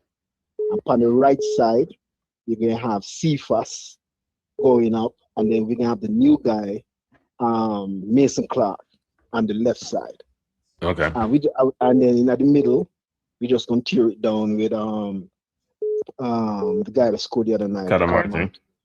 Yes, man. And I believe because the strategy is not about how we can attack them, it's just how they're coming at us. And if we crowd the midfield aggressively to create the passes, the space and move forward. And every time we can break going up and break coming back and sit upon them deep, I'm predicting they may get a 1 goal, but I'm predicting a 2-1 win for Jamaica. Okay. That's my prediction. All right. So. Because right now, Speed and his coaching techniques is a mind game. It's a mental thing. And if Jamaica just hold it the way we are I'm looking at it, we're going through the gate. All right, sir. Appreciate the call. Yes, sir. Yeah, man. So, plan your celebration here, sir. All right, cool. Appreciate it. Yes. What are your thoughts, Andre? Because it's part of the thing that bother me, Andre. You see, if you're Jamaican and you have the audacity to, I think Congo beat me. You're in that, you have a runway. I can't. This always comes back to me. What was it? In COVID period, when we brought in a number of the English players like Antonio and all them came in, played at the National Stadium against Panama, and Cataract would make us all feel as if we said something that would even give a hint of Panama victory, we're unpatriotic, we didn't deserve to be Jamaican, and we're the worst thing since ever. And then we got our ass slapped 3-0, and then he had to shut up. Because some people thought, you know what, Panama is a difficult team to play, but if you have any inkling that you may lose, you're not Jamaican, you're not a patriot, you're the enemy. And everybody got their own opinion. Everybody assesses things differently, and everybody have a view. We all agree the ball is round. It's round. And we have seen upsets and upsets. We just saw Connecticut beat Duke, those who follow basketball, on a Hail Mary shot at the last second, right? To upset them when they were comfortable in front. So it does happen, but it doesn't mean anybody can have their view which may not align with yours, and then they're horrible. So the caller that was complaining about how Congo fans were Congo fans are celebrating, he started off by saying I feel, and once you say I feel, right, that's emotion, right? He's tapping into his emotion as opposed to being cerebral about his analysis. And he went on to say that he's Jamaican, and because of that, Jamaica is going to win. So he's ignoring all the information that is there in regards. Look, Wissa is not an easy guy to defend against, right? We're talking about Jamaica going forward and trying to score goals, but his ability to run in behind and down the middle of the pitch, that can cause a lot of problems because you have I don't know who's going to start, but based on the last back four, you have a center back that is young, that is just mistake prone. No, he's young and doesn't have a lot of experience, but he's willing to fight for Jamaica and could potentially with a player like Whistler could get himself in trouble, right? So there's a lot of dynamics there that I think people are ignoring. You can't dismiss Congo's ability to put their stamp on the game, but Jamaica's job is to come in now and change that narrative, and it only could be done with, between the white lines. We can say what we want here on YouTube. None of it has any effect because when you listen to Rudolph Spied, it sounds like he knows exactly what he wants to do. Good night, caller. Hello. Good night. What do you have to say?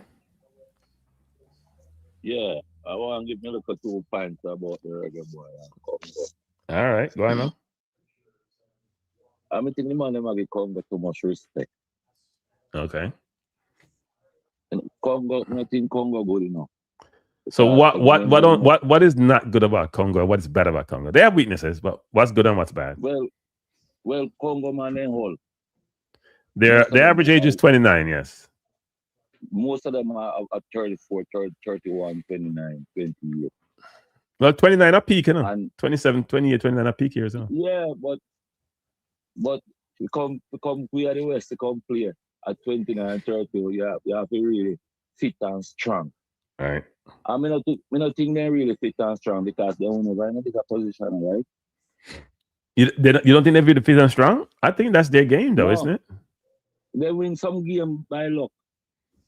I don't think anybody win games by luck, you know. They're in the same position where we are now. Yeah, but they came through a tougher qualification process. They got by. They were in a zone with Senegal. Wait, hold on, hold on for a second. They came through the Senegal zone, right? Then they beat Cameroon. Then they beat a very good Nigeria team that went to the semifinal of the AFCON. So they had a tough road, and they navigated that road. Now, you may say that's luck. You make your own luck. Yeah, you're right. You make your own luck, but to them luck bring them right there. And to luck bring me right there with we meet at the same time. Our unluckiness read us right here, because I think we are lucky. Unlucky. Well, them unlucky to and bring them there and bring me there, right? That's true. So, but what may I say? With Congo, I think with Congo no for respect. I watch Panama play one of the play South Africa, and we give Panama a bigger fight. Not in the Gold Cup. Even though I think this team is better than the Gold Cup team, but not in the Gold Cup. We didn't. On the Hogrimson we did, but not in the Gold Cup. We lost to them in the Gold Cup the other day. Not in the Gold Cup, we didn't give them much fight because in the Gold Cup we have a type of complication. Yeah, agreed. You know, but on a regular time we can beat Panama. Yeah, we beat them in third place in the Nations League about 2 years ago. They're friendly with them and they play friendly with the African team and I give them a warm time. See? So you're saying the equivalency is if Panama in this region played them well, then we can play Congo well because they came from the same region. Is that the argument? Right. And we play Nigeria. We play Nigeria in the tournament in England, and we play them pretty well. Yeah, we did with a 2-2 draw penalty. And Nigeria, they have a nice young team. So we don't know why we think Congo can beat me. Congo has a whole man. Congo man them have problem with their foot and all type of pain, man. Them a go watch a tournament, man. Trust me, man. Reggae Boyz, as long as Speed, use the right man in the field. Congo there. All right, sir. Appreciate the call. If once you start see first on the left hand side, Congo there. If see first and the youth one named Campbell. Once you start them two left and right. Right. And tell them to run at them. Just keep going at them. Because me play ball with African in Canada for years. African man, they're not full of stamina, you know. Really? I thought that was their strength. No, so they're not full of stamina, man. They will give a good 45 minutes a ball. But you sure some of them might drink rum? I sure some of them might drink rum with rum big belly I talk about. Nah, man, African man, them upper body tall, them too tall and upper body big, man. Them not no upper fitness, man. I hear you. Well, we see what happens. As Spanish man, we give you a Spanish team, we give you a harder fight, man, than them. Well, the Spanish players are very technical, right? It's hard to get them off the ball. With Africa, Jamaica get more space. to play ball. Yeah. Because African analyze some Spanish team will keep bouncing. And here is what, and Ricardo made a good point. So Ricardo made a good point. Here's what we're not focused on. How are we playing? So everybody say Congo no good. But we never talk about how we're playing and does our team give us confidence? Yeah, the team give it confidence for we win a game, right? We barely get by New Caledonia, and if the man take the ball by King D, if you go score. Man, every win, I win, man. We win. See, you can't have it both ways. You can't just tell me say Congo lucky. And then you say why when we get lucky, you say it don't go so. You can't have it both ways. We don't get lucky, you know. We don't get lucky. I not get we get lucky. Okay. We win. The man kick the ball and the rebound and the forward go and score it. You have to work. Yeah, but I'm saying they got chances in that game, and they weren't that good a team. They weren't that good a team. They had a decent midfield, but they weren't good a team. We did get chances too. Yeah, we got chances. We got chances. We got chances. But remember say big team other team that same New Caledonia and we can beat them 1-0 too, you know. Okay. I can't remember which team was them. And then play New Zealand get 3, but yeah, New Zealand will beat them 1-0 in the 60th minute. Yeah, but New Zealand are not good. New Zealand relatively good. New Zealand are good. They have a good cricket team. They have a good cricket team. Recognized and all right. So how comes we beat one Caribbean team 4-0 and them can't beat the team 4-0. Then beat them on 2. Well, as Andre always said, which applies right now. Most time it doesn't apply, but it applies right now, which is this. We have no idea what transpired in that game. We don't know who they played, if the coaching staff played or the assistant coach played. We don't know who played, we don't know what condition, we don't know what situation is. So we can't draw any inference. But it's Bermuda, no matter what. I know what I'm saying. We can't draw any inference from that game. We can't draw any inference from that game. If they played out in the public domain and we saw it, then we could say that. But we've seen Congo play Afghan the other day. We know what they are. They can be beaten. We're not going to say Congo can be beaten. What we're saying is the probability is that. Same thing. We don't reach at the same crossroad, bro. Yeah, but we came different routes to get there. Yeah, we come from a different route, and the route is very hard too. I don't know easy route. All right, I hear you, sir. All right, sir. Caribbean zone is very hard. There's some hard ball of them too. You know, notice every time a foreign baller come in, you find it very hard to play in the Western League. So you think Trinidad is a good team? Trinidad is a good team, yes. And Bermuda is a good team? And Bermuda is a good team? He doesn't need a right coach. And Bermuda is a good team? Bermuda is not a good team. Bermuda is an upcoming learning to play. Oh, okay. And you give them a couple more years, then we're going to be a very good team.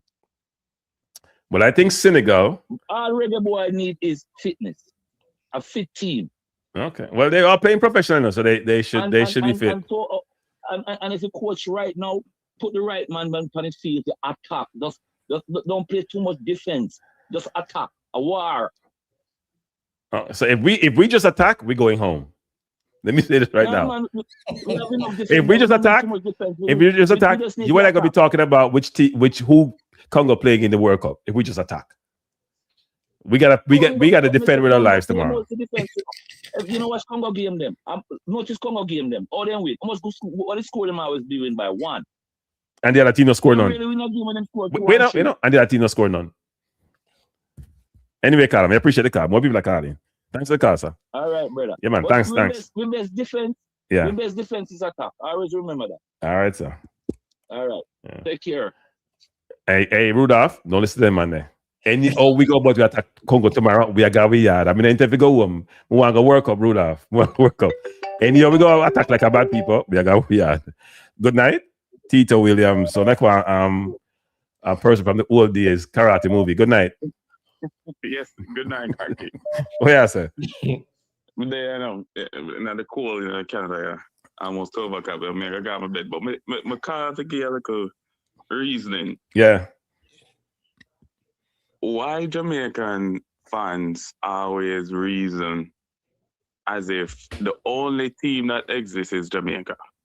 Wait. Before Tito, first of all, I may have Andre answer that. Andre, can you answer that?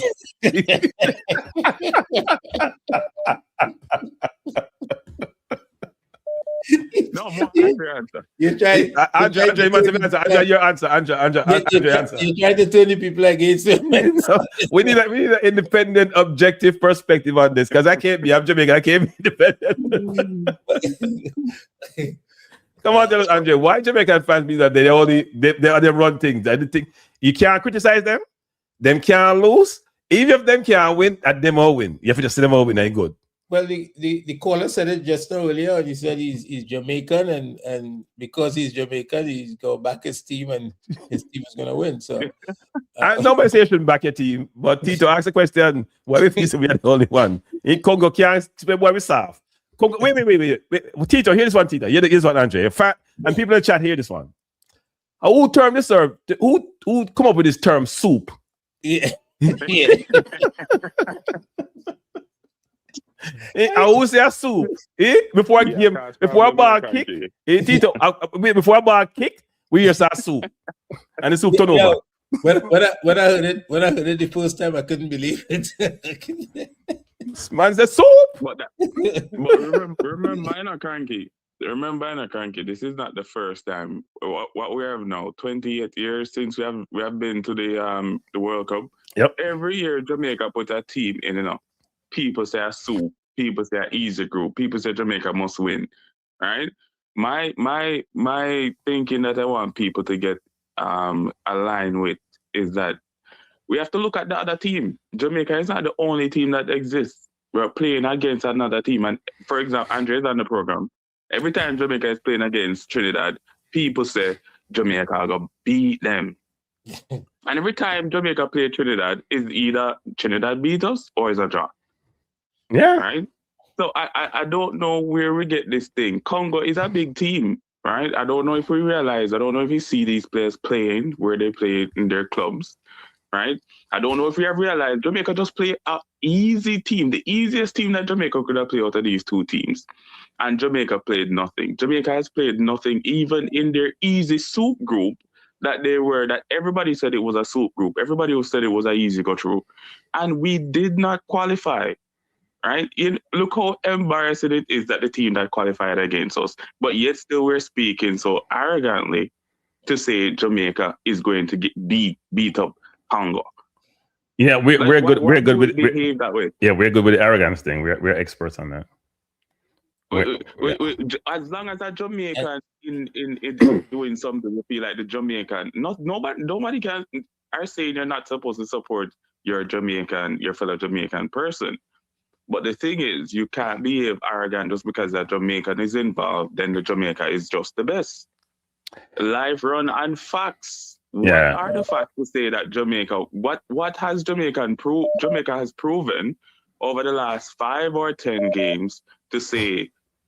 From us to say Jamaica is going to beat Congo. What has happened? What has transpired in our eyes to say, oh, Jamaica are going to beat them 2-1, Jamaica are going to beat them 3-0. Remember in the last game in our country, I'm not sure if you realize, when you were having your call-in program, a lot of people were saying the team is going to get, Jamaica is going to beat the team 3-0, 4-0, 5-0. Everybody was calling in, everybody was saying this, Yeah. And what transpired is we just scraped through embarrassment again. We just scraped through embarrassment again. Yep. No, that's true. That's true. But let's hope this time we embarrass Congo. Cause them confident. Them feast are soup. So let's we have to hope. In fact we have to pray at this point. Yeah, we go. Well, I don't really pray no, but I may have to kneel long tonight. Right. It's never too late to start, Cranky. Yep. Something has to happen for Jamaica to win. Congo is not coming there to try to lay down and say, "Oh, Jamaica is here. Let Jamaica beat us." Congo is a very good team. See, you pull up the squad there. Look at all those players. So here this. So Congo's market value is 153 million euros, right? I think Jamaica's market value is about 53 or somewhere around there. So Congo's market value is about 3 times Jamaica's. So if you use market value as a basis to assess the teams and their abilities, because people pay for the asset, then you should say Congo should win about 3-1. Just use market value alone. Yeah. And Yeah. the average age of the Wan Congo Bissaka, team there's is no 27 way and that a we're half, gonna not start 29. Cephas over Wan Bissaka. I mean, I wouldn't want to play Cephas against Wan-Bissaka. I think he has to go to the middle. I don't think we play him wide. The Wan Bissaka is going to destroy him. I'm telling you, Wan Bissaka is a defender. Yeah, he's a defender. I see Wan-Bissaka playing against Doku and giving Doku a hard time. Doku don't get hard time from nobody. Against nobody. Doku don't get hard time from no one. And Wan-Bissaka held his own. So he's a difficult person to beat because he forces you down the line. He got these long legs and he's always stretching and throwing the ball off your foot. So, and some of the man them all. The guy Cedric Bakambu used to play for Villarreal a couple years ago. He is still a clinical striker, and he might not even start. Wissa is there. yeah, Wissa may play out wide though. They do play him out wide sometimes, so he may play out wide. It depends on how they want to set up their team, right? Do they start him in Wissa in the middle, or do they start Wissa out wide? It'd be interesting what they decide to do actually. Yeah, I forgot to do something for them fans. God forbid if Jamaica lose, because them heart when them done with Mr. Speed, it's all everybody big up Mr. Speed or this and that and very. If Jamaica lose, I forgot to do something special for them, man.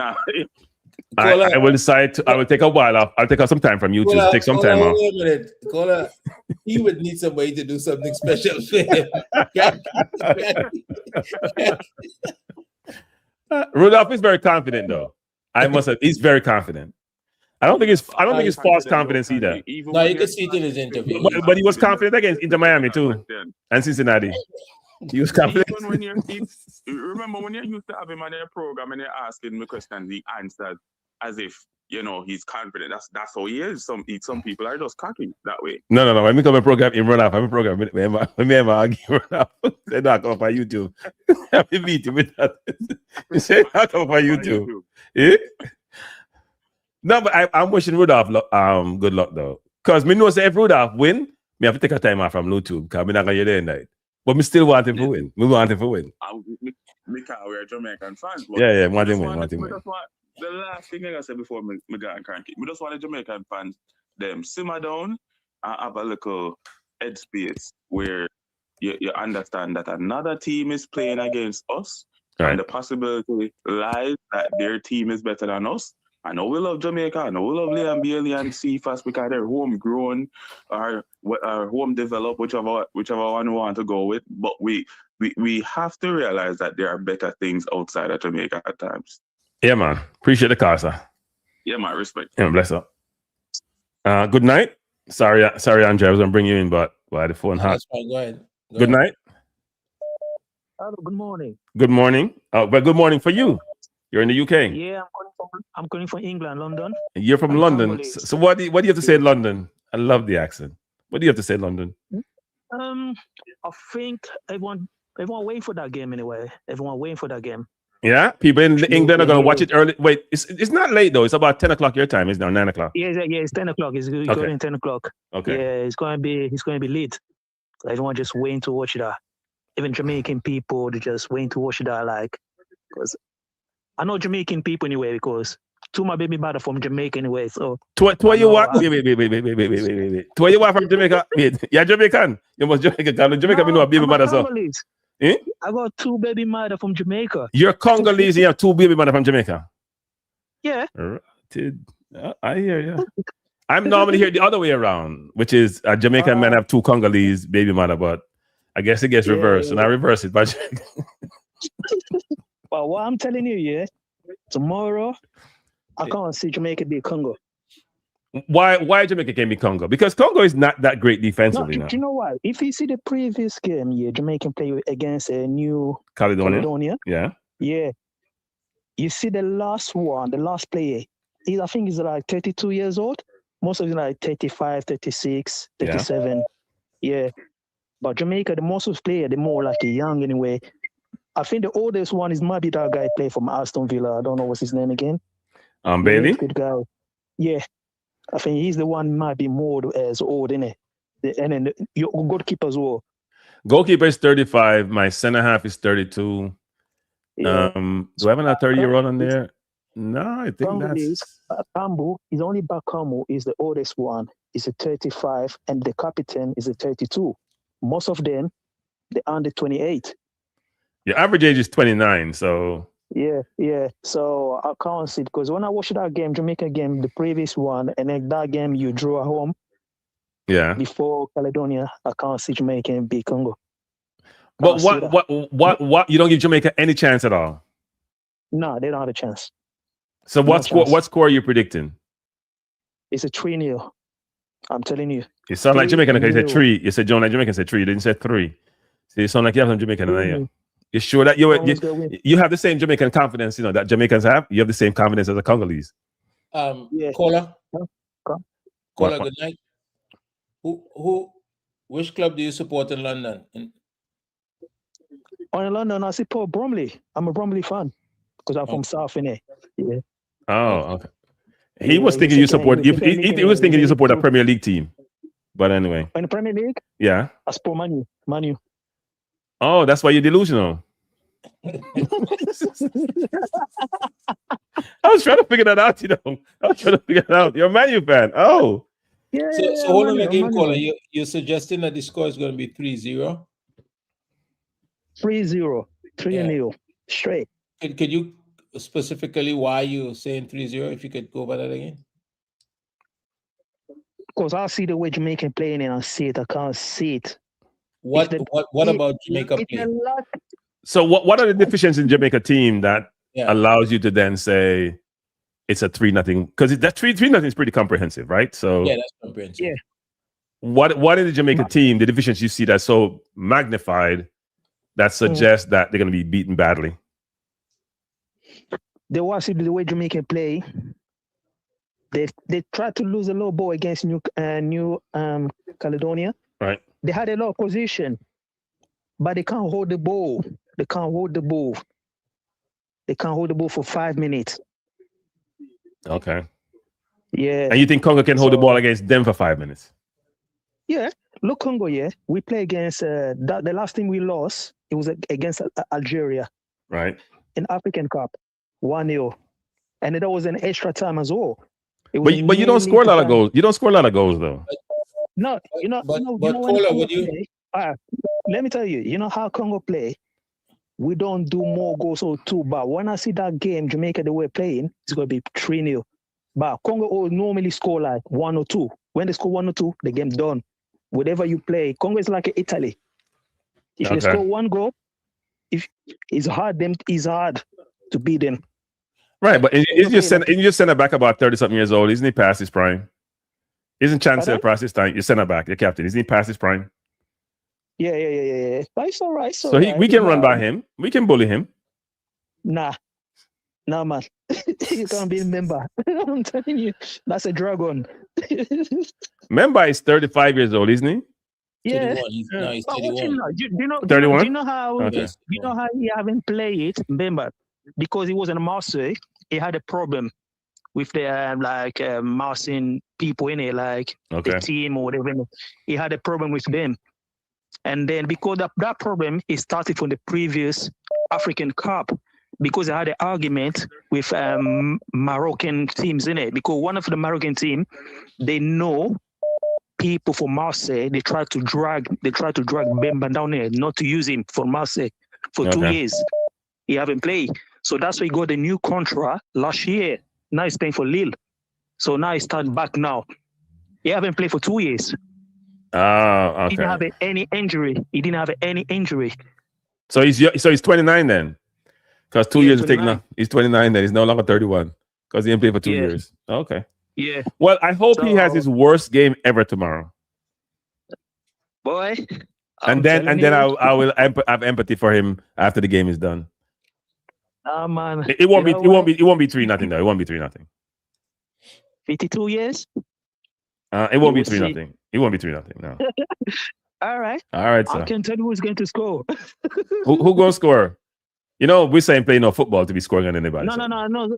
Forget about Wizard. Okay. Forget about him. That's why Jamaican people, they're watching him. They start watching him. They say, Wizard. People talking about Wizard. It's not him. So who's going to score? The midfield, Sidika. CD can play in CDM. Where you gonna get a chance to score? Don't worry, you just watch. You'll be surprised. Okay. I'll just tell you one. Just Okay. remember that. All right, so, but I appreciate the call. All right, All thank right, you. Bye have a bye. good night. And no good luck to you. Have a good night. All the best. All right, best. Oh, good night. Go ahead, Andre. Good night, Andre. So once again, just caller. saying that's interesting that he's calling 3-0. Yeah. Go ahead, Presser. Hello? Yes? Oh, Presser. Presser. No, Presser was trying to call a while ago, but no, go ahead, caller. Who am I talking to? Well, Highgate. Highgate. Wait, I say Highgate. My damn one. Big up to your host. Co-host. All right. Yes, brother. All right.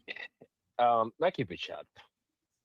I don't understand the Jamaica fans. Like, I don't know if them have short memory or them purposefully tell themselves lie.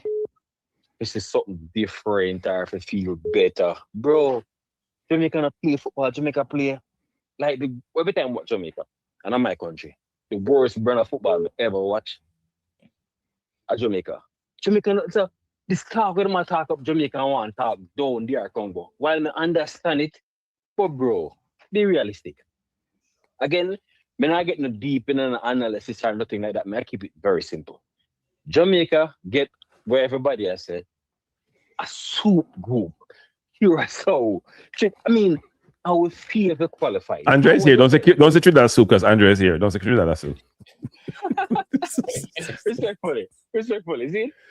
All right. And then when I look on Congo now, like I said to a Jamaican fans, boy, the man, they beat Cameroon and in Nigeria side of look, man, the perform, Hoshiman and them. And it's like they just look past it. I mean, I say, them can't serious. Because I'm one Jamaican. I can tell this. I not say mood one Jamaica to qualify. But I not go act like say, oh my gosh, I go look on the man resume and this are not playing a ball and this are, oh man, the man them better than we.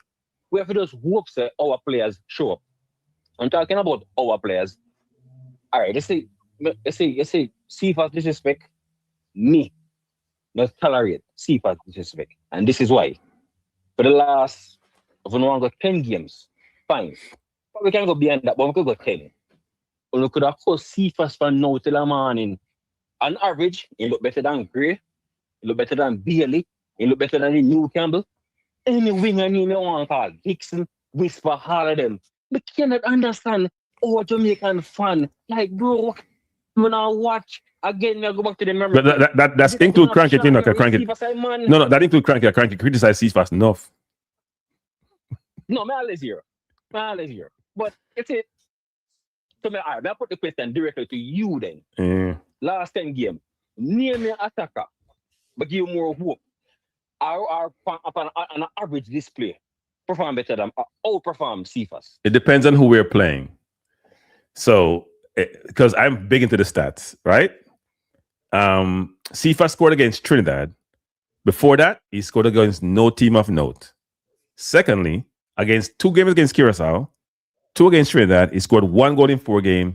He was in the game against Curacao at away or at home. In the Gold Cup 3 games, he was non-existent against better teams. Against Bermuda, he looks like the next coming of Pele or Ronaldo or Messi. but these are facts. I can show you the number. In 2 games he played in the last round, he made 8 passes. It's hard to make 8 passes in 2 games. You have to try really hard to do that. Most people in those games probably touch the ball 40-something times. They may make 20-something passes. He made 8 passes in 2 games. Go check the stats. Come in now, make it up. Now, I used to be CFAS and anything, especially after him play against Unity Cup. Okay. And then after a while, I start watch CFAS and I say, but when CFAS play a big team, him just one kick and run, him now sit up him defender, him can't make a pass. Every pass him get him sit down on the ball and then pass it. I just pick CFAS to start tomorrow. Want CFAS start up front. Oh, you want him to start? Up front, yes, as a center forward. That is a winger. Oh, yes, with the ear. When I say I want him to them nickel. Yes. Because Congo is just a better team, and the only way we can beat Congo is force them to play some defense and play deep to give you room to maneuver. You try to play football with them, we ain't gonna beat them. As I'm saying, I keep it short. So there's our count here, and there's our count here and just left. Using your own argument. Yeah. You say if you have played the Bermuda of this world, CFAS are the man of the match, right? Yes. If you play Curacao with quality, Cephas is non-existent. Yes. So come back full circle to what me say. We not put the two performances then together. Cephas is still a must pick. Because in a same game where you say him not perform, you can show me the other attackers that are performing either. So if Cephas have an average game versus the better team, then his co-wingers are the other attackers, meaning the striker and the winger on the other side, or who gets subbed in for him, is the same below par. So here is the average. Yeah. So no, you're right about that. But the question is, who's the comparative?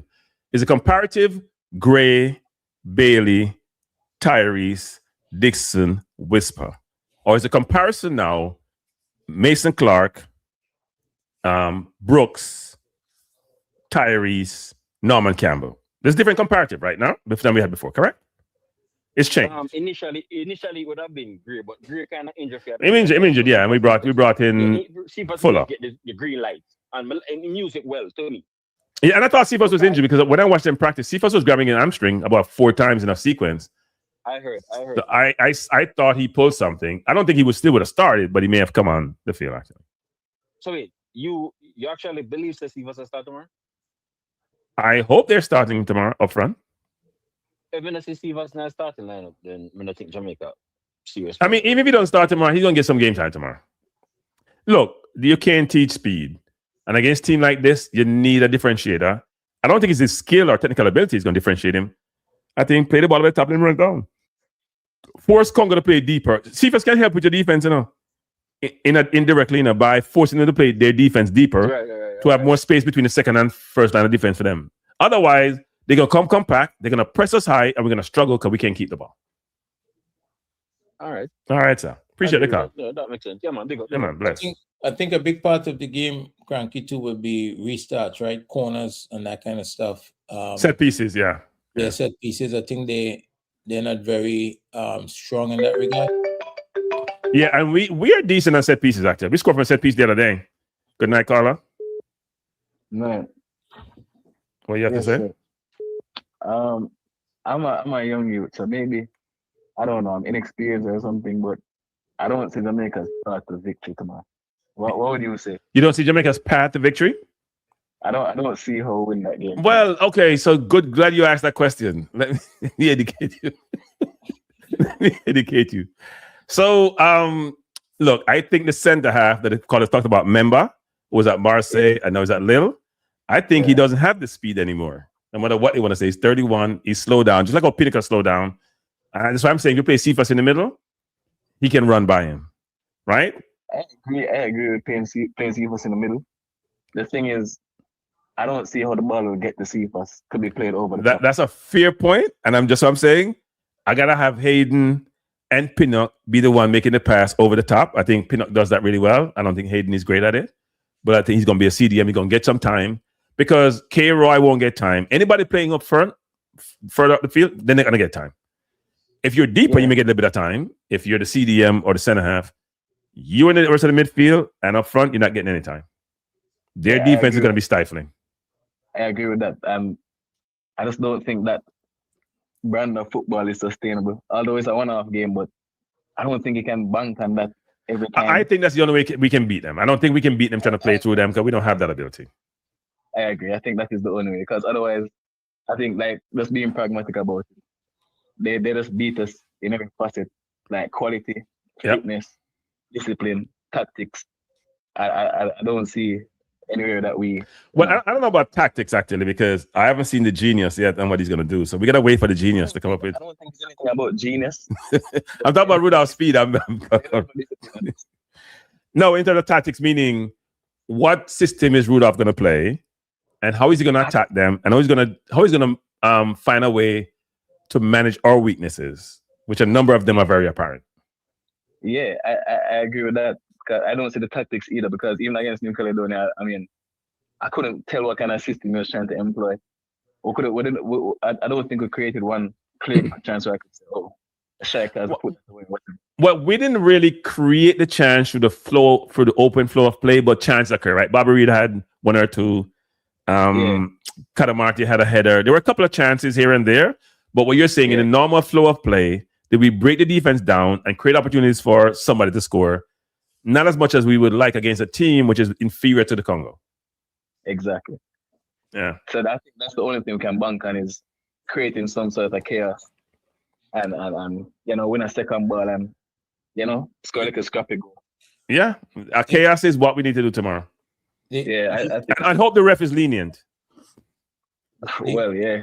The caller started the call cranky by saying he cannot see a way how Jamaica could win the game, and so far he has given at least 2 options.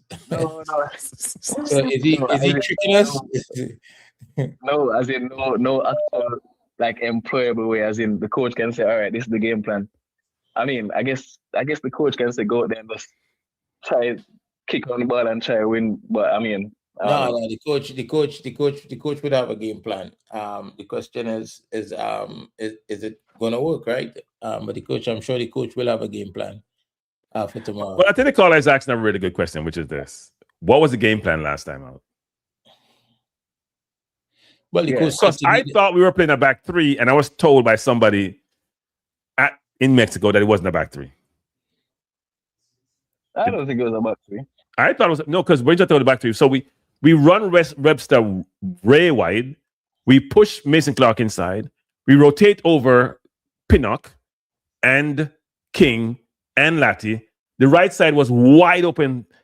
The only way I could view is a back 3. I don't know how it would be a back 4. As Latty would have been engaging more to the right than to the left. That's why I was confused. Yeah. Webster was playing left wing. He wasn't even playing the inverted. He was playing more left wing than a traditional inverted. Okay, If you were told by someone in the know, I assume it's someone in the know that it was a back 4, then you can't fight that. No, so I said to the person, I said the back 3 no work, and the person said we weren't playing a back 3. That's all I was. That's all I would say. if the person is in the know, if the person is in a position to know, then you have to accept. No, I accept, but I'm just saying. I'm saying it didn't look so to me, so I didn't understand it.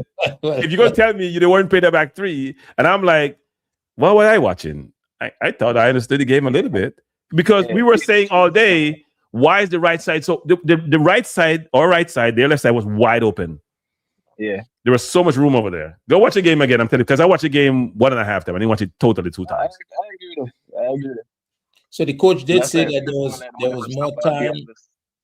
The coach did say in the interview that you played earlier that there was more time to spend to prepare the team. So it should be easier to see. Yeah. What the team is about tomorrow night. Yes, he did say that. Yeah, he did say that. All right, Carter. Let me take that call. Thanks for the call, sir. Have a good night. Hey, press up. I'm going to call you back in a Wednesday. Good night. No, it's another caller. Press up missing time. Go ahead, caller. Yes, I'm here, watching and listening what's going on. I'm telling you, this is this Jamaican team that we have. All right, I'm going to be very frank. The first person that I think needs to be benched is the captain. Which captain are you talking about? Blake? I'm talking about the goalkeeper, Andre Blake. He's the first person that needs to be benched. Why? Right? Rudolph Spied need to set some standard because, Rudolph Spied need to set some standard, man. Listen, man. Do you realize what nearly happened to us the other night? Because the captain failed to stay on his line. Yeah, but no, no goalkeeper worth them starting to this football stadium line. All right, wait. Yes, the next keeper that we have that played in the games that he didn't play, we need that goalkeeper to start the match. Blake needs to be benched until about half time, and then he can go back on the team at half time. But so, Carla, who you follow, Carla? You follow Chelsea? You follow? You support Chelsea? Or Tottenham you support? No. You don't support Tottenham? Okay. Manchester United. Oh, Lord have mercy. Another illusional fan. All right, go on. No. They are losing now, but still the best team. Wait, what color? Andre, do you agree with that? No, I don't agree with that. Okay. No, listen, I'm serious now. All right, there are a couple. All right, listen, all right. I just tell you one thing. But you need to understand that this captain, right? Number one, when he gets the ball, he continues to waste his time, right? If he goes to the World Cup with that, he's going to get either a yellow card or a red card. That's the first thing. The second thing, he keeps throwing the ball to persons in his 18-yard or just outside his 18-yard, only for the next team to take it from them and fire at him again. Then to that now, he has had it walking out of his goal, and 2 balls nearly go over him the other night. You never see that? Right, but let's think about the 2 balls. Let's think about the 2 balls. So one of them, he was in a good position to recover. The second ball, you can't legislate for your center half having the ball with limited pressure and just give it to the opponent. Right? You can't legislate for that. Next thing, on a serious note, Leon Bailey needs to be benched as well, right? But he was benched the last time. Well, I mean, he needs to be benched probably for the whole game. You understand? He's wasting time on the field, man. This guy that we have, the Bailey and this new defender, what is his name? Webster. Webster is a very good player, based on what I'm seeing, right? This new player that we have up the front as well, pretty good player. And in the midfield, we need Cephas. We need Cephas and we need... You mean Cephas in the midfield? Cephas not play midfield, Carla. Cephas not play midfield. No. I know. I say which part of needs to go in. Okay. I'm not saying what he's saying. I'm saying where he needs to go. We need Cephas in the middle along with Casey Palmer. Okay. Okay. Yeah, I hear we need a midfield that can take the ball from the defense and pass to the forward and people who can run. Okay. Right? We look very weak and we look static. Well, let's see what the coach. Let's see what the coach do. Are joking in front of the goal as well. We have some defenders in front of the goal that are joking. At least 2 of them. Well, I don't know. Seriously, the team will start the other day. If Speed start 50% of those players who started against New Caledonia, Jamaica will lose the match. Do I mark word? Rudolph Spied start 50%, all right? There are 11 players on the team. Right. Anyhow, in start 6 of those players that start against New Caledonia, Jamaica is going to lose. So, I have one question before you go. Before you go, Carla. Before you go, come. I have to take another call. Where you go? Yeah. Tell me the 6 players you should drop and the 6 you should bring in. All right. So, as I said, listen to this. It's easy. He needs to drop. What's the name of that Rasta midfielder? What, Karai? K-Roy. Karai and it needs to be benched. Okay. And wait. But whenever you have a problem and you say the problem is you got to find a solution. So who coming for K-Roy now? Okay, all right. So Karai Anderson needs to go. Casey Palmer needs to come in. Okay. All right. Okay. That's one. King needs to go. Run at the back. Mm-hmm. Lambakis needs to come in. Lambakis is not here. Well, we must have another defender, but that's what I'm saying. We must have another defender, but King is playing with the ball on the back, and it got casting. Okay. As I said, Andre Blake needs to be benched. We need to replace him with the next goalkeeper that we used in the matches before when he was not there. You mean Jamali Wade? Jamali Wade. Who was nervous against Trinidad, almost give it the game. But anyway, keep going. Yeah. Give it him the same way. Okay. Right? Because guess what? The point I'm trying to make, they're of the view that they cannot be benched. They're of the view that they are the best team in sliced bread. And it is going to cost the team. You're not getting my point. I'm getting your point, but I'm not getting your point. Okay, all right. No, I'm getting your point, but I'm not. Here's what I'm not getting your point. Here's what I'm not getting your point, because anyone who you hear Rudolph Spied talk about Blake and that he did some assessment of his analysis of Blake and his history, and he should have conceded 30 more goals than he conceded over his career, based on the stats and the XG in terms of scoring, right? So he suggests to you that at 35, Blake is still a brilliant goalkeeper. At least a brilliant shot stopper. Got to be careful with the goalkeeper thing because he's not great with his feet. Jamali Wade is a decent goalkeeper. And in fact, Jamali Wade showed himself to be good for a period of time, but the last time he kept, it wasn't the best situation. So it may be a one-off situation, it wasn't the best.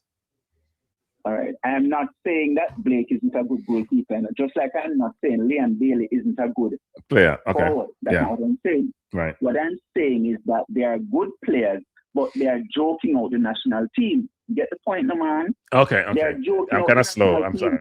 Okay. All right. Them are joking out the national team. All right. You understand? Well, So I we hope need some tomorrow. I hope people tomorrow them serious take it about serious. football. I'll them take it serious tomorrow. Them take it serious tomorrow. I'll be last chance. I This. think no a serious thing. and But a joking, me not bench Blake for nobody except Courtois. Okay. I ain't no Jamaican, so me not bench Blake. Me not bench Blake. Me not bench Blake. I hear you. All I right, hear sir. you. All right, I'd love to have the forward from Arnett Gardens too. Right? That guy, the forward is from Arnett Gardens. Oh, which part from Arnett Gardens? They're not Gardens forward. They're typically forward. Eh? What is wait a man? What is forward anyway? This what Warner. Sorry. Warner Brown is not here. He's at Mount Pleasant now. He's not typically government. You got to keep up with this thing in the car. You have to keep up. Keep up. Yeah, me keep the name, but me not Warner Brown. Warner Brown is that Mount Pleasant? That is the man who need up front with Kadamari. Okay. That's the player who need up front with Kadamari. Okay. Well, Warner Brown is not here, so we can, speed up, bring Fuller instead. Well, you see the problem. The players are there, but them people don't feel like picking. So anyhow, Yeah, man. All right. Thanks, sir. Bless up. Yeah. Man. Yeah. Mm-hmm. All right. Thanks. Let me call back, Presser. Lord, I don't know me do for deserve this. I don't know me do for deserve this. We don't deserve it. Presser, come see me. Presser, come see me. Hey, thank you. Presser, come see me. Come see me, Presser. You know, sir, some royal Tracy call I call him for the show. Presser, come see me. Presser, come see me. We need to see me tonight. Hey, people, don't make me start praying now. Don't make me start go to church, you know. Don't make me start go to church. No, me say. Thank you. Don't make me start go to church, me I say. Don't make me start go to church. Don't make me start go to church. You know. You know what I do? I find the Bible. I never tell my niece as if she was Bible in the house. Because she not even go to church either. I where the Bible start. Go on, Presser. Yeah, long time you try calling Presser. Presser. If you do better though, if you do better. You call when the man them a call and you call 10 times. Just text me now and me just figure out the time. Just call you back before that. Me I say? I don't want special treatment. Let me tell you something. Me your pioneer for Maverick program all the time. I get special treatment. You remember that? See me I say? There's no way pioneer just call and get through so. You know work so. If my special number I'm a call. You know just call and get through. Anyway, go on, Presser.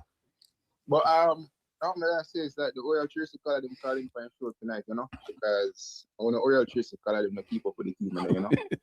But he don't keep up with the team either. So, so Royal Tracy don't keep up with the team either. So all them align really well now. The people on film show and him don't keep up with the team. So they have them one conversation that nothing to do with the team. But in terms of the game tomorrow, still pretty confident, you know. Funny enough, Cranky, like, do we No, don't say Cranky. Cranky and Andre are Cranky and before the game. Yeah, it's two of us. It's a co-host tonight. You know me a dominant conversation. I've been a poor host, but go ahead anyway. Do we only say we don't see the game plan when the team doesn't score more than one goal? No, here's the problem, Presser. So okay. No, answer this, Presser. Do you think we're playing a back four or back three tonight? Back four. I didn't think it was a back four. I thought it was a back three. Because I saw Webster playing left wing for most of the game. So we can't think of back four that. Well, Efron did tuck in a lot and, you know. But I'm saying tucking in does make it more of a back three when you tuck in. Can I like him come help? Our K-Rai was rotating over aggressively to cover. So it looked like a back three to me. Yeah. I mean, fair enough, but I think it's a common theme in football. When a team doesn't score more than one goal, people don't see the game plan, you know? Yeah.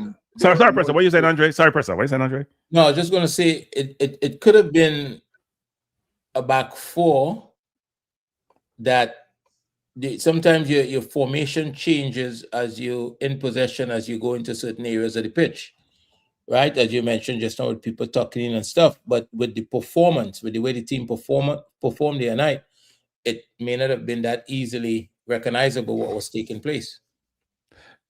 Or is it a case where, you know, maybe some of us, not in terms of current, but some of us just don't know to read the game? Because again, But yes, I mean, why is Cranky being excused? Why? If Jamaica wins that game, right? If Jamaica Hold on. win the game 3-0. Andre, get something and teach him. Get it. Go on, Andre. Go on. Cranky is the one that is saying that he didn't see a back four. Cranky said he was told by someone in the know that it was a back four. So Cranky's disputing that. And you are saying, no, I'm not disputing. I'm saying what was executed didn't look like a back four to me. That's all I'm saying. Right, but so why are you being excused? why are you being excused in this particular moment? No, he's saying you're trying to excuse me because you're saying some people don't get it. You basically say I didn't get it. No, when I said some people, I'm not trying to excuse. What I'm trying to say is, if a team, if they would have went on to win that game, maybe 3-0 or whatever the case is, I think everybody would be happy, not really talking about this so-called lackluster or poor performance. You know what I'm saying? Right. Everybody kind of measures performances with different metrics to some extent. I think, listen, I didn't expect that New Caledonia was going to come there and stand up like statues and just let Jamaica run over them, right? They did play a game in which I was kind of surprised by in terms of the quality. Not like, oh, they were like this wonderful team, but credit to New Caledonia to some extent, right? The midfield was decent. The midfield was decent.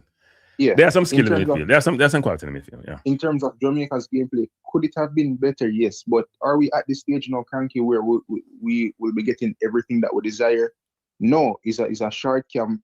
It's a newly assembled team to an extent, a new coach, right? But I think with a couple more opportunities in that game, if Jamaica had scored in that game, I don't think anybody would be talking about a poor performance to any extent.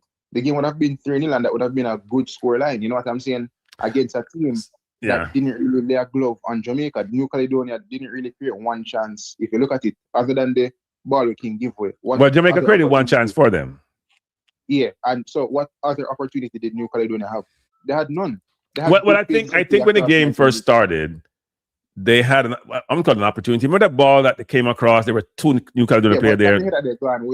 Yeah, but the point I'm trying to make is that's why I thought it was a back three, because the right side was so wide open.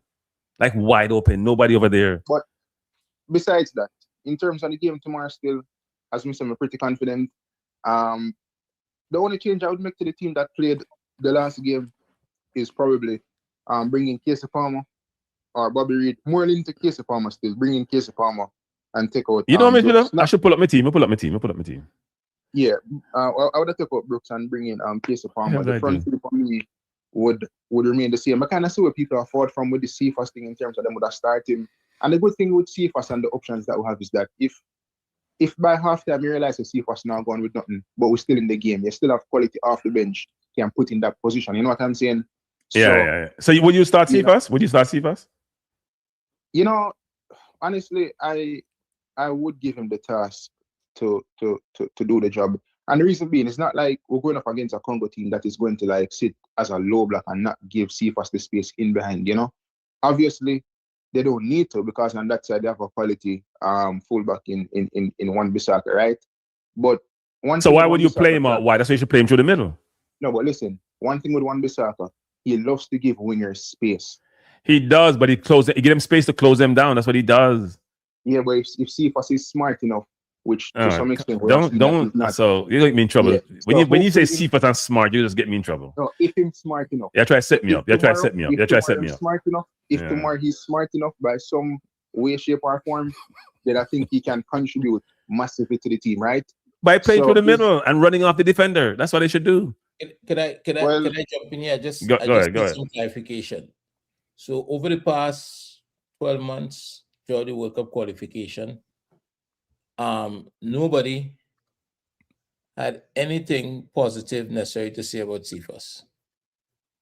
Right? That's not true. There was no. It's a mix. Some people support Cephas to the nth degree, including Maverick, and some people like Cranky used to be on his bandwagon and jump off. All right. So let me ask you directly then.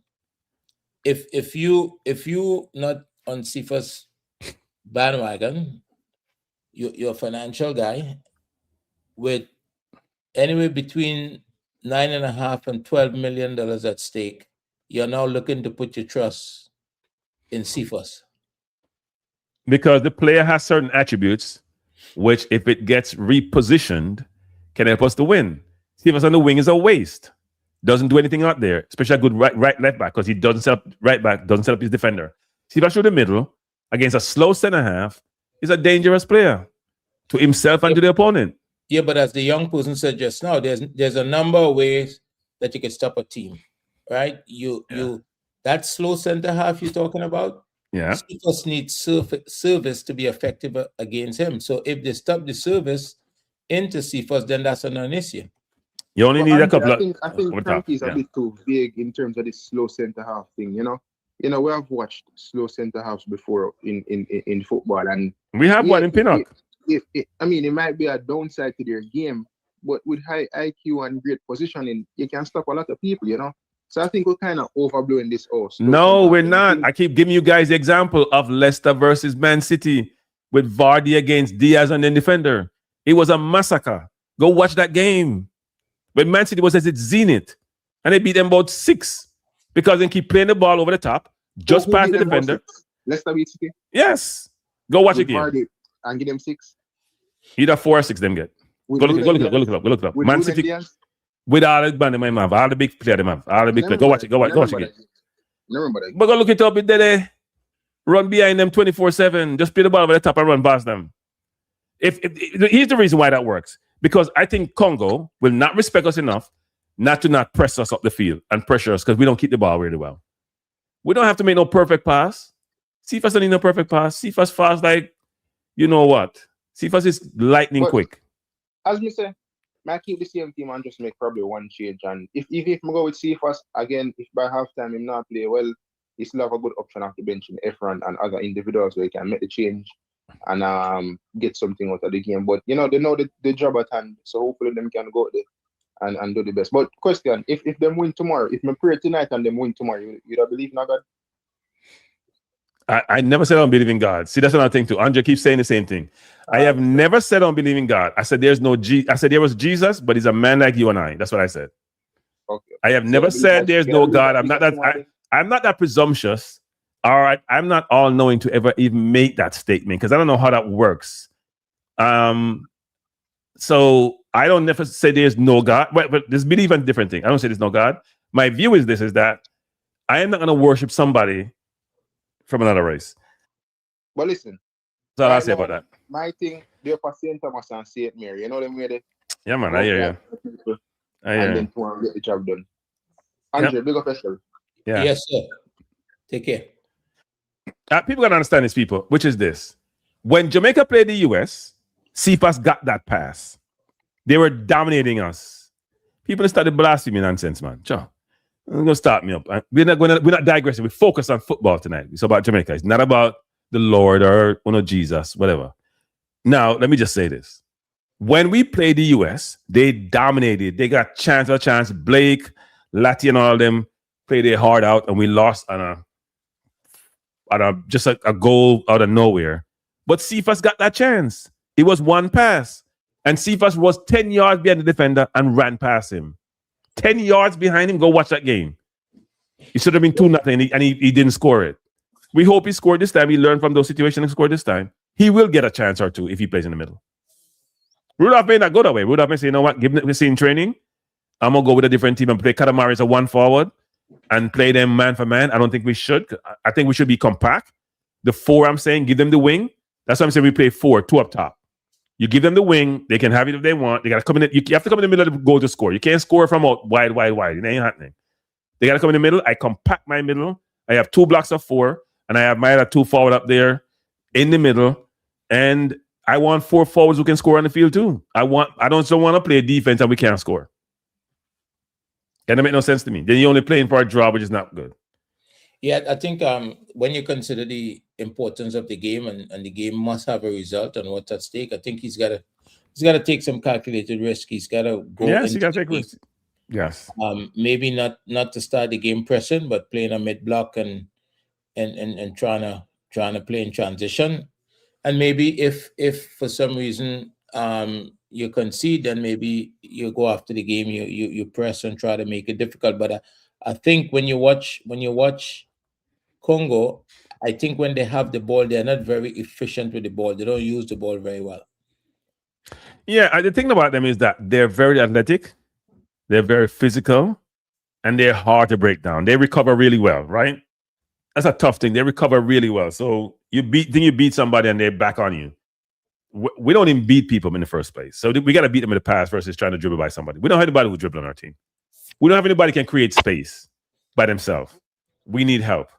Now, I haven't seen Mason Clark play as much now because he, in the last game, he wasn't. I actually believe Andre. For Andre Brooks, all the guys from England, I hear somebody was talking about from Talk Sport talking about this the other day. When you fly over 10 hours to Jamaica, right? Then you fly a couple more hours to Mexico, so 3 hours to Mexico. It's hard to get your bearings. And you're going to play a football game a day after that, so they come in Sunday, Monday? The game was on Thursday. By the time they recover, it's game time. I would hope that they're in a better place now. They're in Mexico for like 6-7 days. They've settled down. They're healthy physically. They've recovered really well. And they can put their best foot forward. Because Brooks and Mason Clark, to me, weren't at the races, especially Brooks, but he was out of position. And my hope is that, because the reason I put Brooks over Campbell, because Brooks is more skillful than Campbell, and he's a better goal scorer. Yeah, somebody said Ian Frey. We don't have any right back. We'll not put right back. Ian Frey have to play right back. He's not a right back. You only have one right back. Latty's not a right back. He's just all helping out. I would prefer to have somebody apart from Ian Frey because I need somebody quick and physical to be out there, but Frey's the man. And I know this is your team, this is your version of the team, which has nothing to do with the coach. Nothing to do with the coach. I haven't talked to the coach about his team, and he wouldn't tell me anyway. But do you realistically, when you look over the past dozen games or so, do you believe that King would not start at centre back? I think Rudolph Spied is ruthless. It reminds me of Arteta when it comes to making tough decisions. Arteta is not ruthless. Arteta is ruthless. Ruthless. Ask Ozil. Ask Aubameyang. Ruthless. If Arteta was ruthless, he would have had the trophy. No. Ask the entire squad that he got rid of in no time. He's ruthless. Ruthless. No, he's ruthless. And I think Rudolph Spied needed to be ruthless last Sunday. And I don't think he was. Say it again?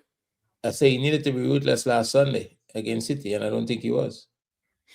No, he just don't game manage well. That's why. Ruthless. He don't game manage well. Look, I think Rudolph would do what he thinks he's going to give. He and his coaching staff are going to decide, based on their assessment of Congo, who best fits playing against them. I don't think King is it. I think he makes too many mistakes. King is a good footballer. He's a good passer of the ball. He doesn't try to go long too much. His problem is you can't afford his mistakes. Remind me when I used to watch Ramsdale play for Arsenal. I was criticizing Ramsdale a year and a half before he got traded by Arteta, got sold by Arteta. Because he was making a mistake and we weren't being punished, but it was only a matter of time. And when somebody makes constant mistake, it's part of their DNA. It's not something that's isolated. And so therefore, if King is a good footballer, but he makes too many mistakes and cost you can't afford that. This is a do or die game. Latty's playing brilliantly for Coventry at right back. Pinnock looks like he has some form at left back, even though he played a ton of minutes. They got to be the centre half pairing. It's not rocket science. It's not rocket science. Now, if Rudolph want to play something different, that's fine for him, but it's not rocket science to me. But there must be something that he brings to the table that they appreciate. Why an attitude. Say it again? An attitude. An attitude? Yeah. Good or bad? You know he always cussing somebody out. Yeah. That's attitude. So we call attitude, right? He's always cussing somebody out. No, look, he's a good passer of the ball. He can pass the ball. People don't realize that he can pass the ball, but he runs out of position, which so far score don't capture, and he will like he did the other day. That's not a one-off situation. Or when against St. Vincent, when the man turned him around for pushing the man wide, he makes mistakes every game. It's just not apparent to people because it's not in the stats. But as you would say, what is his primary responsibility? To stop the other team from scoring. To defend, right? Good night. Good night. Hello. Good night, Frankie. Yes, who am I talking to? Fisherman, you're talking to Fisherman here. Ratted. Want me to feel call me no master? Me What? ratted. Want me to feel call me? Come in a year from you now forever. If you gonna see permanently. What you say? What you complaining about now? Because me come to Jamaican place. That's what you call it in the case. One Jamaica. One Jamaica, Mr. One Jamaica. One Jamaica. One Jamaica. Okay. Jamaica all the way tomorrow in the game.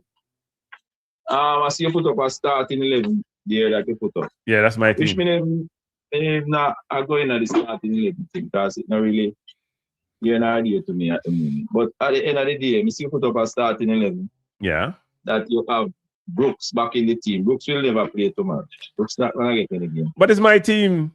It's just Cranky's preferred 11.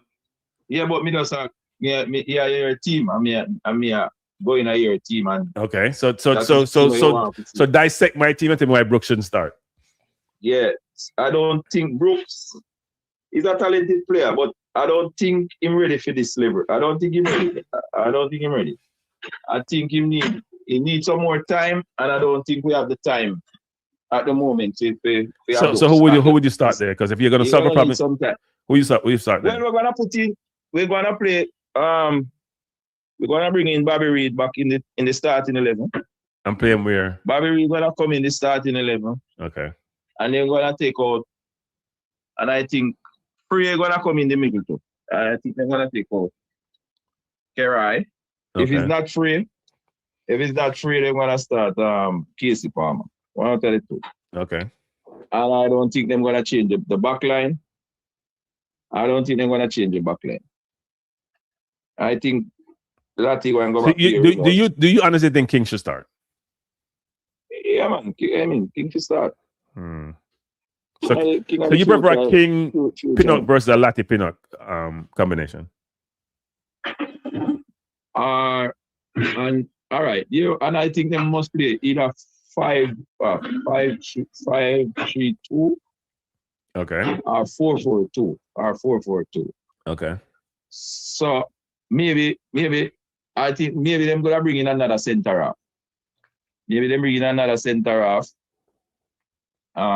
we attack that center half, drop in the middle, and use two person up front. Who would you start up front? Well, you'll have to go back to Bailey. Bailey, not Leon Bailey, no. Brown.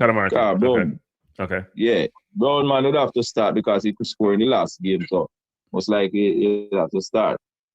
And then the other person, I think the other person maybe you have to put back Campbell.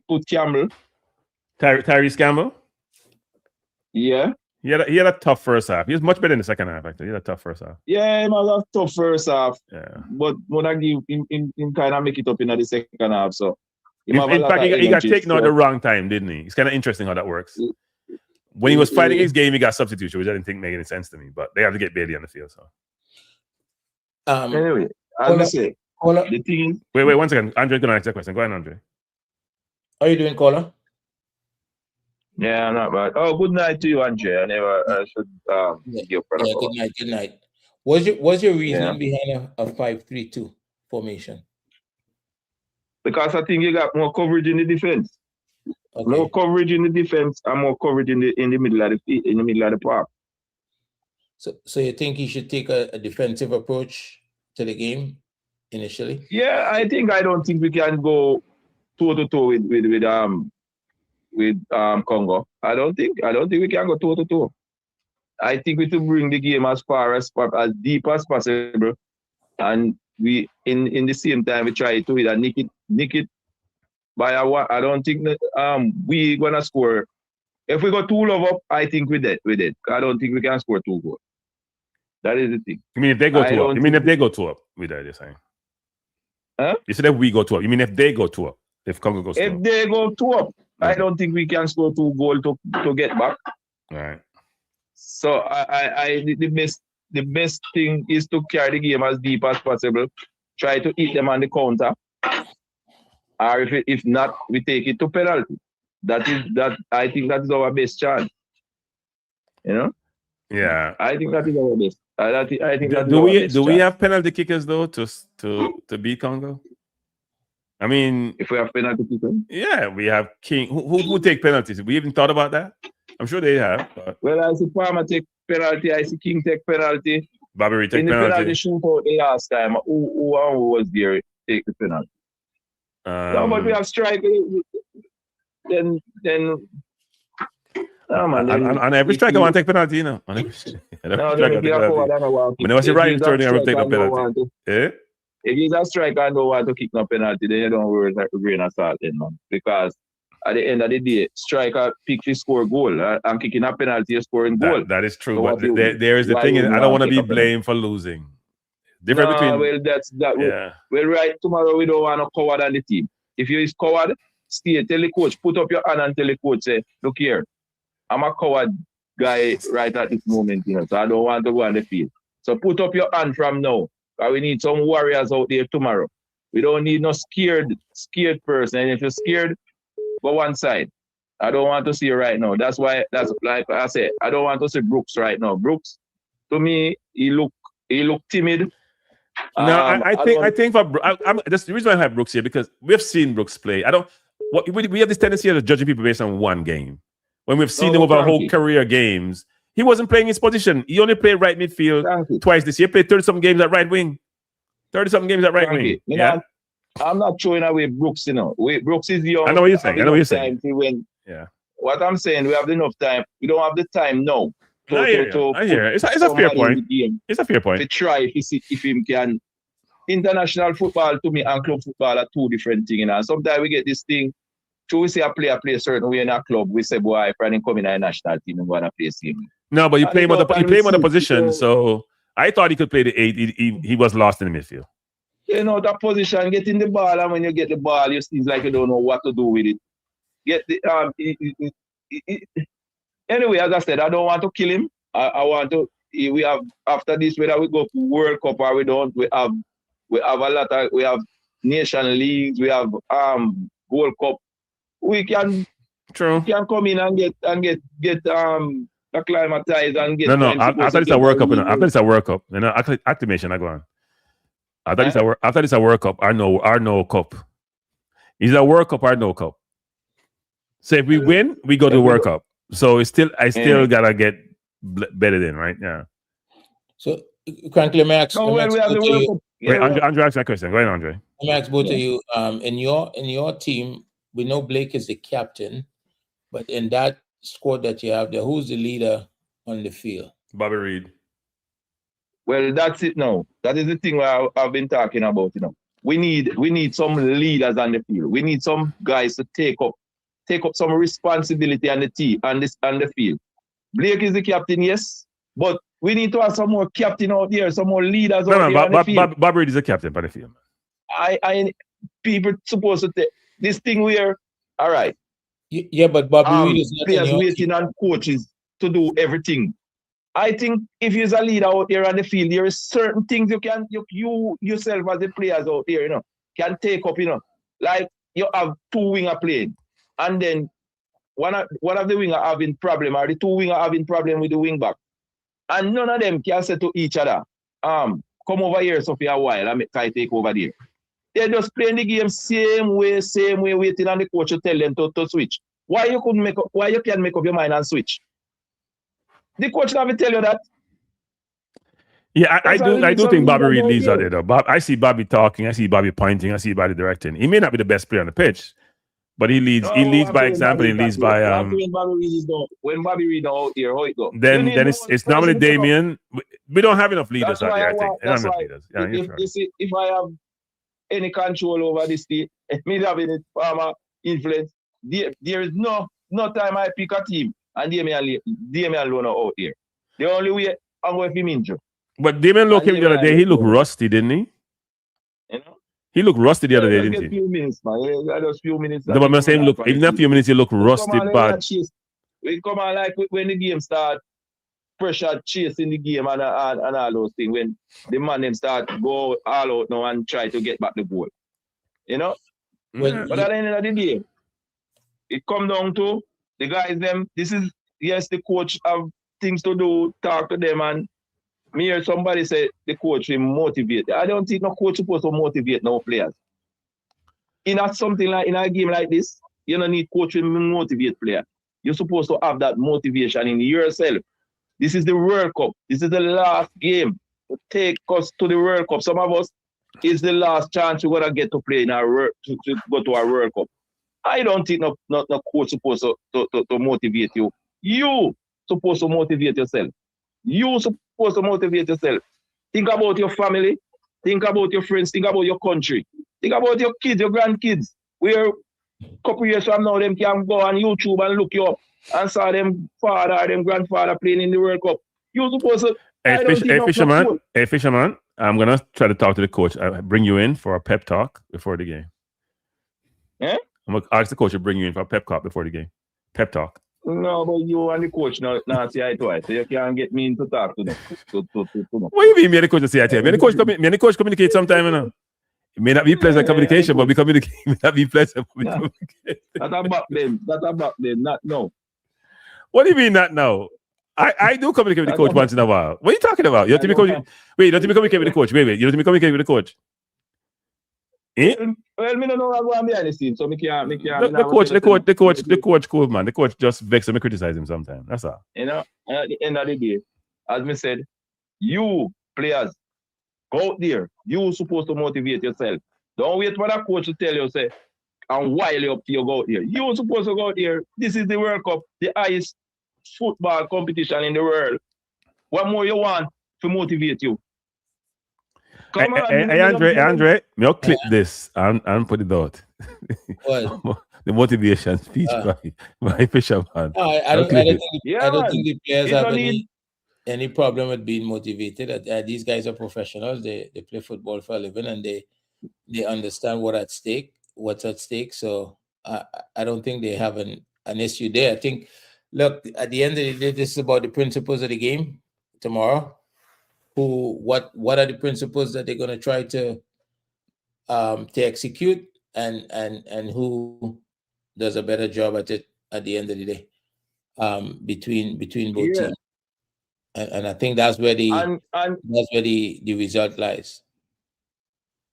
There's been no shortage of commitment. And these so-called Jamaican who call in on the program talking about how people are talk about Jamaica gonna beat this team, and when you go, I hear a gentleman call and talk about all the time we talk about we're gonna beat Trinidad and how much we're gonna beat, and when either Trinidad beat us or the game draw, where him get team start from? Him just come and just spill in some bunch of nonsense. Well, no, it's not. No. So back up. So Jamaica, for the last 6 times they have played, Jamaica beat Trinidad in this World Cup qualifier and they drew 1 game, right?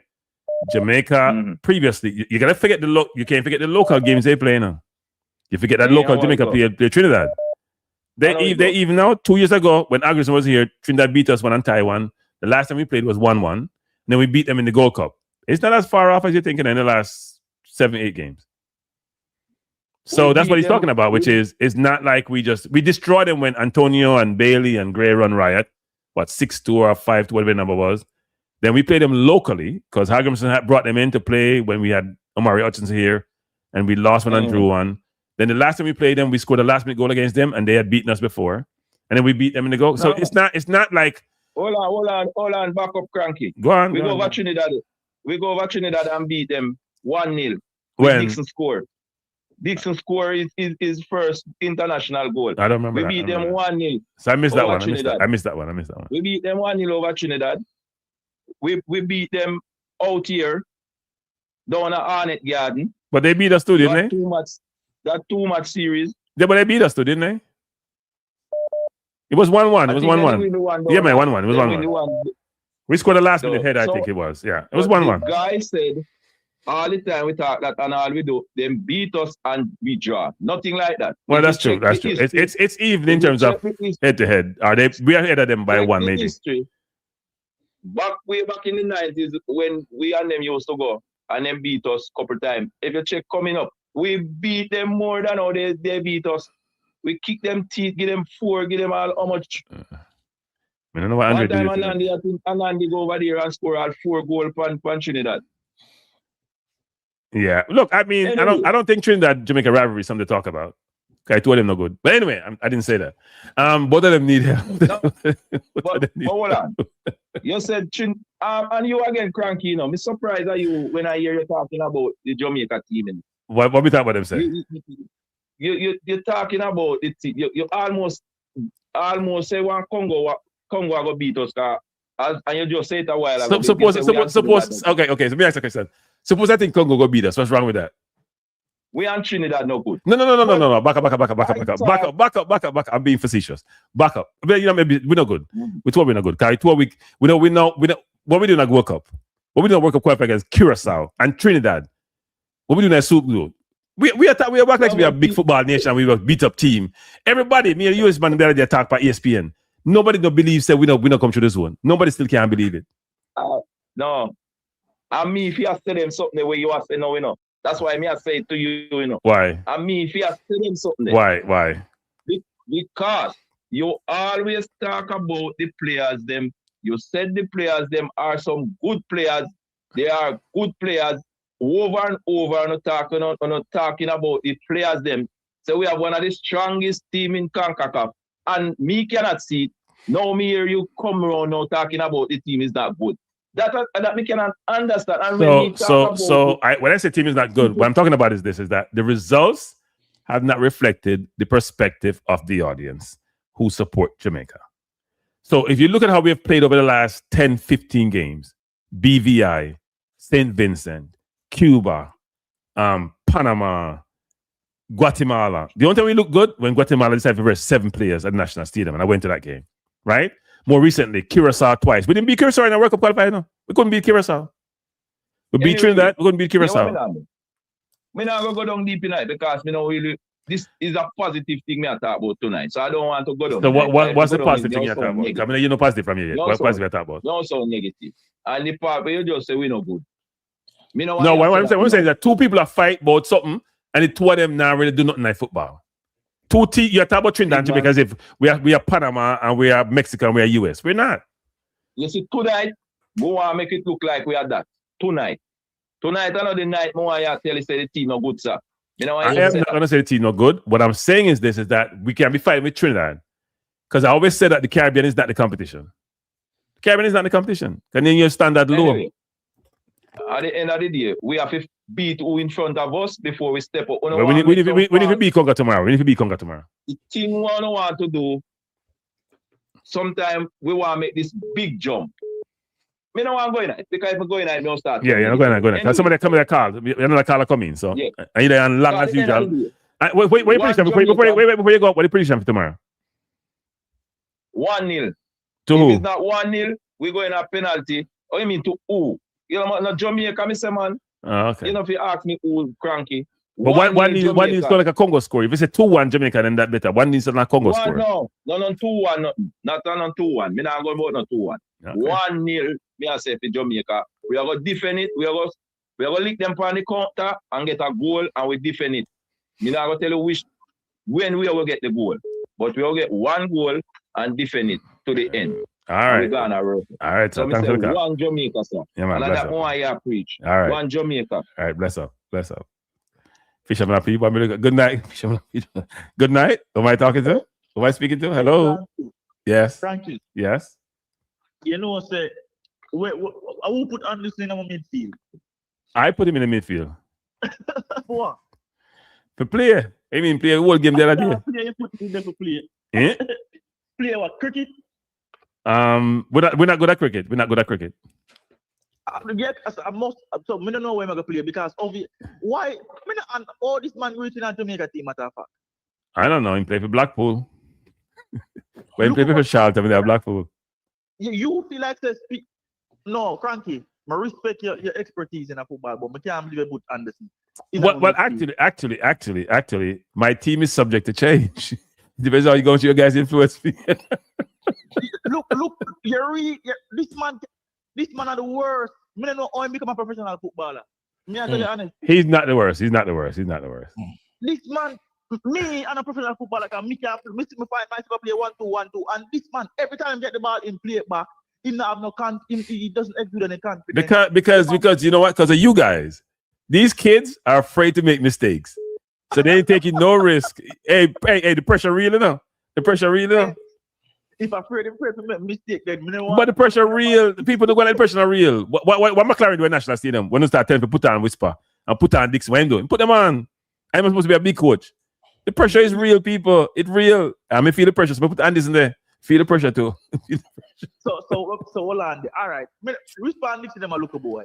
Them not for them here set up till we see them prove themselves. But when me I said no, you could play Andy's with Bobby Reed. The problem is Bobby Reed don't keep the ball well. Bobby Reed doesn't keep the. But I like Bobby Reed as a player. He hustles. He's a leader. He guides, but he doesn't keep the ball well. Anderson gonna play safe. Anderson gonna play safe. He ain't gonna give it away. He gonna play safe. Anderson.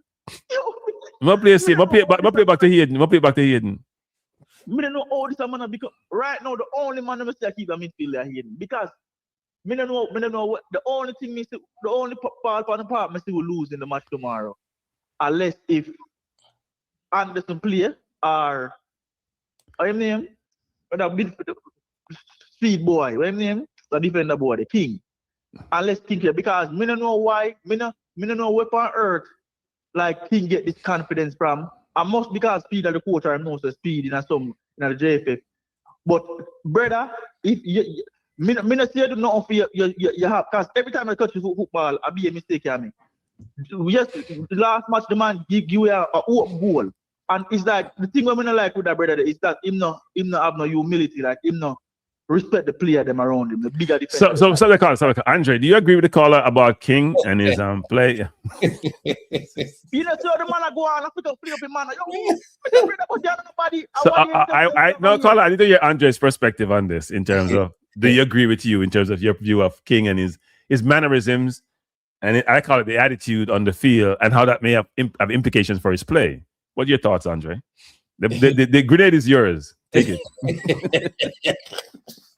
Yeah, the caller does have a point. He could be better in that regard. I think he could. People. Let's forget that you're being a Jamaican. Yeah. A politician.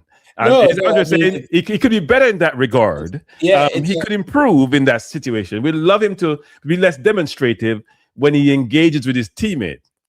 Yeah. If you step back like a bad boy on the field, I say, if you step back like a bad boy on the field, I start cussing the man them. If you start, be humble. Because you can make mistake too. You're perfect. It is a distraction. But every game he make mistake. I know it's not even about make mistake too. Every game the man make the worst mistake them and I act like him a baller. Bro, like I'm gonna tell you now, the only reason I'm gonna say this man act behaving like this is because he knows that but caller, whoever the coach pick tomorrow night would need the support of the Jamaican fan base. You agree with that? Absolutely, they have my support. That's the reason why I'm calling. But I'm not. I'm they never support them wouldn't call. But what I'm saying is that I have to be critical of the fact that me not like him is that he has an attitude disease where it can affect also the players around him.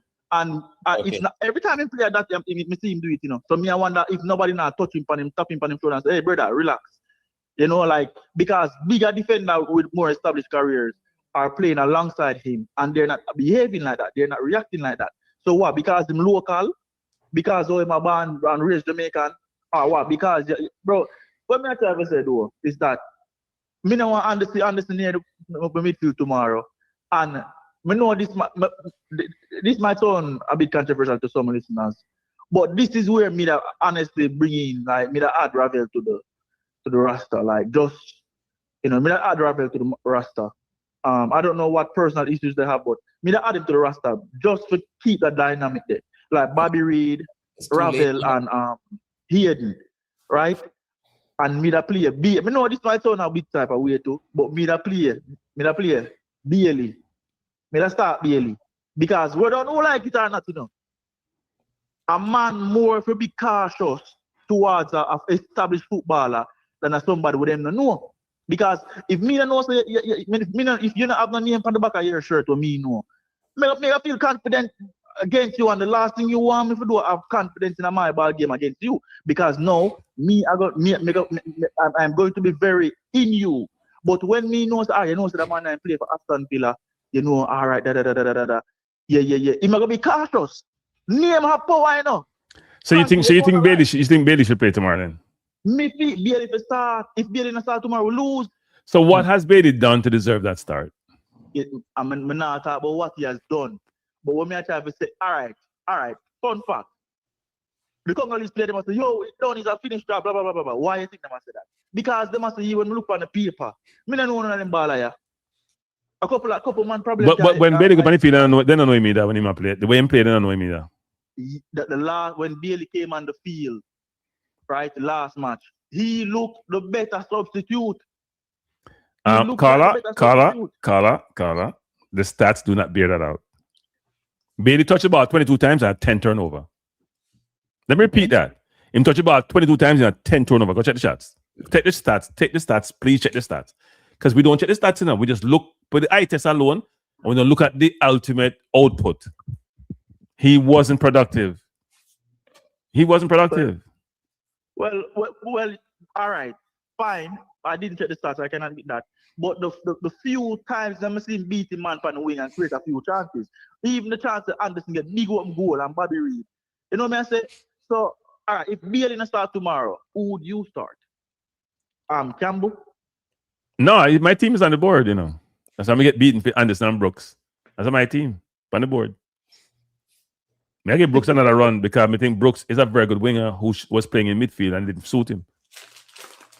Okay, well, I haven't seen that guy in that position before. But Brooks play right wing for Sheffield. He play right wing for Sheffield.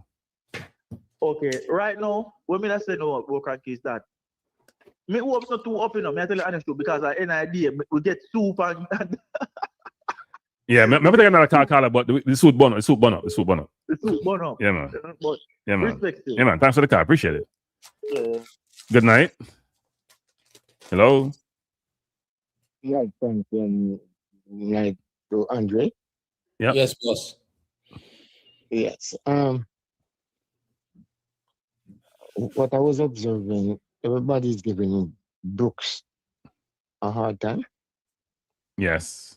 Most people are, except Cranky. Yeah. But Brooks don't feel the team, and the team feel Brooks. The spacing was too far apart. And they allow almost different to collapse in him all the time. But he wasn't aggressive enough, though, to demand the ball, was he? Right. He wasn't. That's why people keep talking about Ravel, because if that was Ravel, he can come get the ball. You have to get yourself in the game. So what Brooks did in the second half of the first half was go on the right side and just camp out over there. He still wasn't moving as he should. Yeah. But if you notice, even the opposing team, you notice when they pick up the ball, right away there's a triangle. At least a 6-yard triangle. That is true, actually. New Caledonia did a lot of that, actually. Pass, yeah. Because so they could pass their way out problems. But they were also pretty comfortable on the ball, right? Right. I don't think we're comfortable on the ball. Our 2 CDM was staying too much with the defenders and not coming up to give him that support. Yeah. It was a spacing. Yeah. Yeah, so if you... I do think, though, when you are playing the attacking midfielder role, you have to find pockets. And Eze at Arsenal had that the other day, actually. He's just trying to work through it. You have to find pockets to allow you to get the ball. Now, if your midfielders are not comfortable taking risk with the pass, you're going to struggle. And sometimes you got to go force them by moving quickly to then make it so obvious that they should give you the ball, but they don't give you the ball. I'm not sure we did enough of that. Or he did enough of that, actually. So I just want to point that out. Okay. Yeah, I can't necessarily disagree with that, actually. Yeah. Yeah, man. All right, sir. Thanks. People, Andre, I appreciate you coming on. It's been a long evening. It passed my bedtime. Yep. People, first of all, for each of you who joined tonight, we truly appreciate you being here. Please hit the like button. I hate to say this, but tomorrow is D-Day. Not in the 40s when we go to the beach to close down thing in World War II, but it's for Jamaica. It's D-Day. Those of you who don't pray, I suggest you do that tonight. and keep me in your prayers because I need it. My hope is that tomorrow we'll play our best game, and the outcome is the outcome. They play the best they can and they fail, I can live with it. If they just go surrender, I can't live with that. My hope is that Rudolph has provided them with the right tools and the right support and pick the squad, or players, a team, I should say, starting 11, that will give them the best chance to win. We are the underdogs. We should not dismiss that. And as the underdog, sometimes you probably are in a better position because the expectation is low. What are your thoughts, Andre? Well, I think being the underdog is not necessarily a bad thing. I think it could make the favorite a little bit complacent sometimes and give the underdog a reason, have something to prove. But before we go, the coach said, Rudolph Spied said today that when you go into a football match, there's 3 results that could happen. You could win, you can tie, or you could lose. But I think tomorrow it's only 2 results. Yep. I don't think there's 3. What could you describe the aftermath in any one of those 2 scenarios in among the Jamaican community in the diaspora and in Jamaica? Look, I think people are disappointed, but I actually do think that people go in maybe more confident than they probably should be, because people are looking at Congo and the style of play and equating that to a team which is not offensively potent. So therefore, we can overcome them, and not realizing that it's 2 sides to the game, and defensively, they're a very difficult team. When they score, it's hard to score on them, and that we're not potent offensively. I do believe, though, I have the same feeling I have when we played for some reason, Andre, it's weird. Mm-hmm. I have the same feeling I have when we played the U.S. So the U.S. is a much better offensive team, I think, than Congo, frankly. But when we played the U.S., when you and I went to that in St. Louis, so you didn't go to that game. It's just that weird feeling, which is, are we gonna be able to adapt during the game? I think Rudolph would do a better job actually than McLaren did. Meaning, if something is not working, will he pivot? Now he did with Brooks, because Brooks wasn't working, he took him off. That's one thing Rudolph does actually, which I probably get more confidence in him, is that he'll make the tough decisions and make them quickly. He's not gonna pontificate and ponder and be in this fizzle where I can't move. He's gonna make a decision, right or wrong, and execute it. And he did it with Brooks because I did think it was the right decision to make. I thought the Campbell decision was the wrong one because Campbell was playing better second half. It's going to change. Campbell should have done it from the first half. Campbell and Brooks could have come off in the first half. But tomorrow is going to be interesting in terms of what strategy does he employ, because he seemed to suggest that we're having some selection dilemma. Right? I think that's not a bad thing, but then you question, are you going to make the right one? That's the question. And what is the right one? I think he's just enjoying himself when he says something like that in the media. I think he's just enjoying himself. He understands what's at stake, and he's the man of the moment, if you want to put it that way. And he's just enjoying himself in front of the cameras, and you can't fault him for that. But he knows exactly what he's going to do. I do think he has selection dilemma. Because he's struggling with the new kids who come in, and do I play them again or do I not play them because they weren't that great the first time? Look, he picked players. You mentioned just now the travel, the distance coming from England, or wherever most of them come from, England and the surrounding area, into Jamaica and then to Mexico at altitude. All of that could have affected the game. The ball, some of these guys playing in that situation for the first time. Yeah. The ball is light. The ball moves faster. It's lighter. There's all sorts of things that they're going to be seeing for the first time, right? So now they have a few more days. They probably could understand a lot of those things a little bit better. So he made it clear from the beginning. He picked a roster that was based on performance. In his press conference, he talked about who was playing, who was covering ground, and that kind of stuff. And he talked about guys have to come in and perform. So I don't see him picking a team based on name. I think he's going to pick a team based on guys who who's going to run, who we believe is going to run around based on the performance and training. So, yeah. So I don't think it's much of a dilemma. I think he's just enjoying himself. He's the center of attraction, if you want to put it that way, and He's the center of attention or attraction. Whatever you put it, he's the man. It's his moment. It's the Andy Warhol moment. Yeah, and I think he's enjoying it, and rightfully so. I mean, he has a chance to take Jamaica to a World Cup, and if he does, he'll be the hero. And if he doesn't, I'm not so sure. It's either the ceiling or the floor. There's no in between. There's no in between. If he doesn't go, it's the floor, and people can call for his head. If he wins, he's a hero, and he'll be in the history books. Well, and choice he chose his destiny. He chose it. That's what makes coaching interesting. That's what makes it exciting. That's what makes it difficult, because when you win, everybody is behind you, and when you lose, it's a very lonely space. I mean, he has some weapons in his arsenal that he can utilize. The problem will they turn up? Because if they turn up and play to their optimum, and Congo is not at its best, then they have a good chance to win. If they both play at their best, it's going to be difficult. Well, that's his job over the past 5 days, right? 4 or 5 days is to prepare them, create the environment that they're going to turn up. And look, at the end of the day, Congo may just be too much. We don't know. The players could, as you said, put in a very good performance, but Congo is too much. If we play well and we lose, I can live with that. I can live with that. Yeah, I won't be happy, but I can live with that. It's not about you. You just had some callers call in with some very interesting perspectives on. Well, the perspective on the whole situation is wide. Some people say we have no chance in hell. Some people say we're going to win. It's destined. And some people like me are in the middle, vacillating between we're going to win or we're not going to win. I haven't picked a score. I'm not picking a score. By the way, people, tomorrow, join me here. I probably come on the air about 4 p.m. Eastern Standard Time. The game is at 5 p.m. We're going to have some fun. I'm going to revise my team because my team is flexible. I'm like Rudolph Spied. He'll probably have a team tonight and change his mind tomorrow. That's me. I'm going to change my mind tomorrow when it comes to the team.